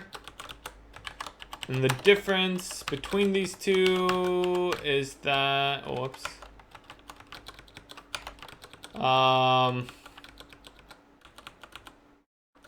This is going to be color start, and this is color mid. So we do need to add in support for multiplying a color by a float. So we can do that if we go over to, like, Vec2 has something like that. This right here. So we can go to color and to say, oh, this has this, and it's a const expression, that's fine. It returns a color and operator, that's fine. So we just need to go implement it. Actually, I think it needs to be implemented right here, which is to return a new color, which is the R times. So this is not in place, right? That's not in place. Yeah. So it's like R times the value. It is not going to like this because this is a uint 8t. We need to bound it, right?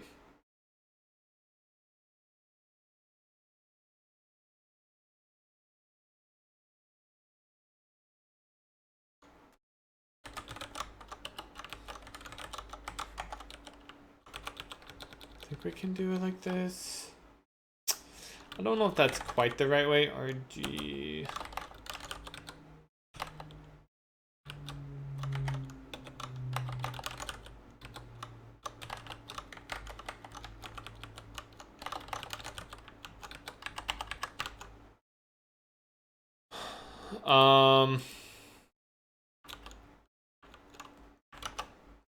So that technically should work. Oh, I don't support adding colors as well. Oh, that is going to cause some problems. Now that I think about it.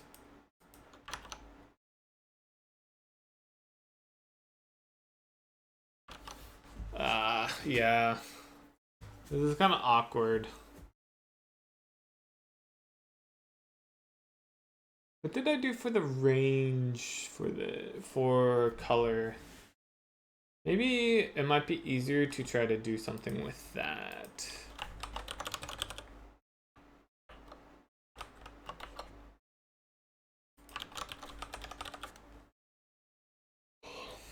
I mean, that's what I just did here, right?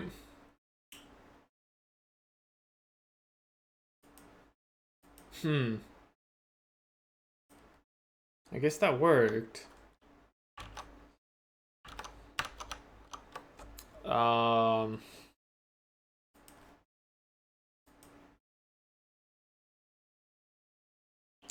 wait, no, I do it with the individual components, huh? That's right, yeah. Yeah, I think I need to do it more like that.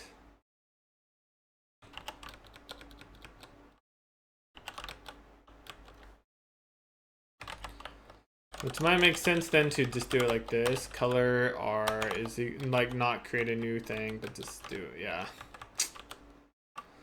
Okay, we'll do it that way. Mid R R. I might have to cast it back to. I think I will need to cast it, and yeah. Whoops. I think I need to say at the end, hey, this needs to be a uint 8.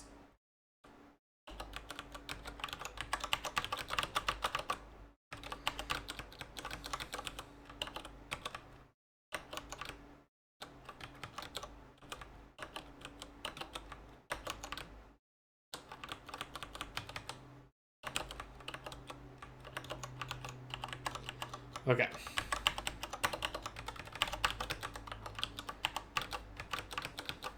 Might change how I do this in the future. So this just needs to now change to be color start.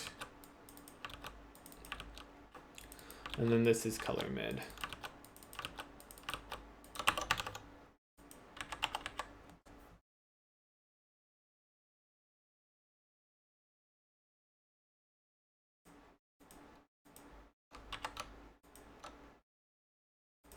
Yeah, I think I might leave that there.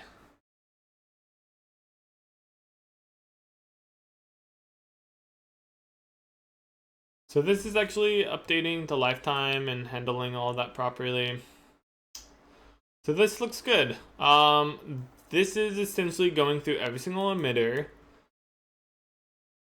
adding new particles if it needs to add the particle, and then we'll update. Oh, we don't move the position ever, huh? That's important. That's another thing we need to do is actually like move it.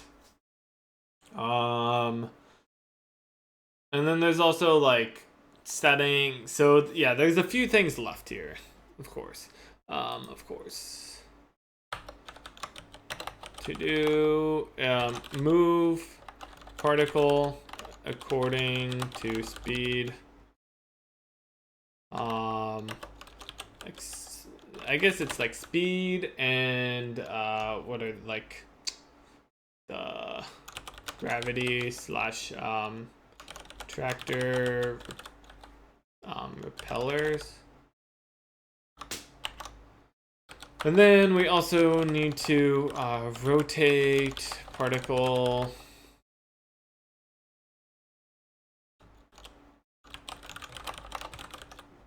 We actually are, according to direction or angle, we actually can ignore the angle if we are doing it by direction. And I'm going to make a note there just so I can remember. Can ignore angle, updating angle if orientation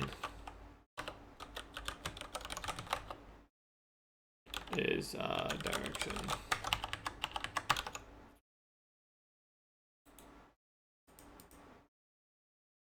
Is spelling repeller wrong?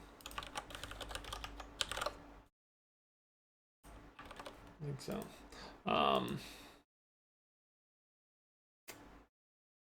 Yeah.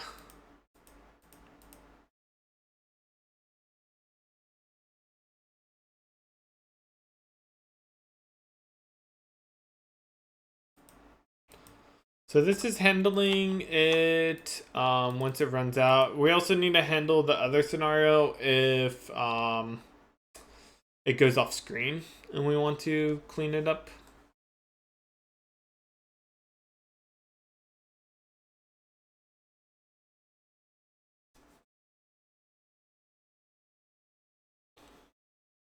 Yeah.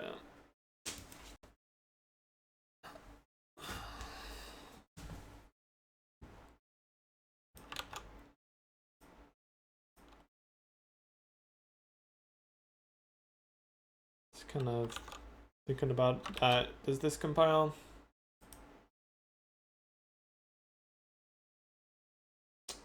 Almost. Does not like this. Size T to const. That's a size T. That's an int. This is an int. I guess I just need to say, hey, this is an int.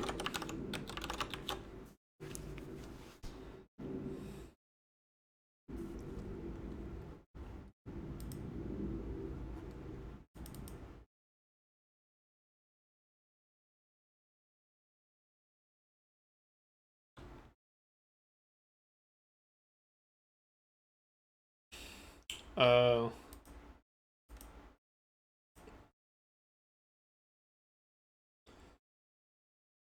I realized that these are floats. Okay. That's fine. We can add in a float version. Oh, too easy.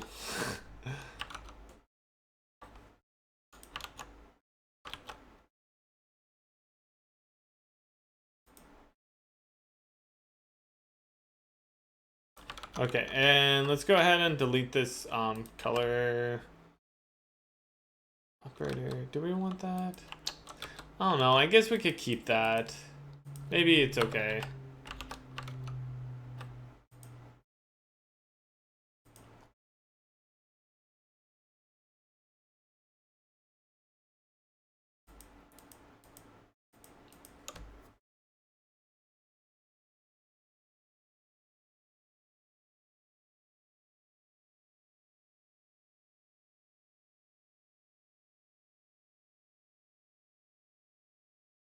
Okay, cool. I think this is a good stopping point. And then we can pick it up tomorrow, hopefully.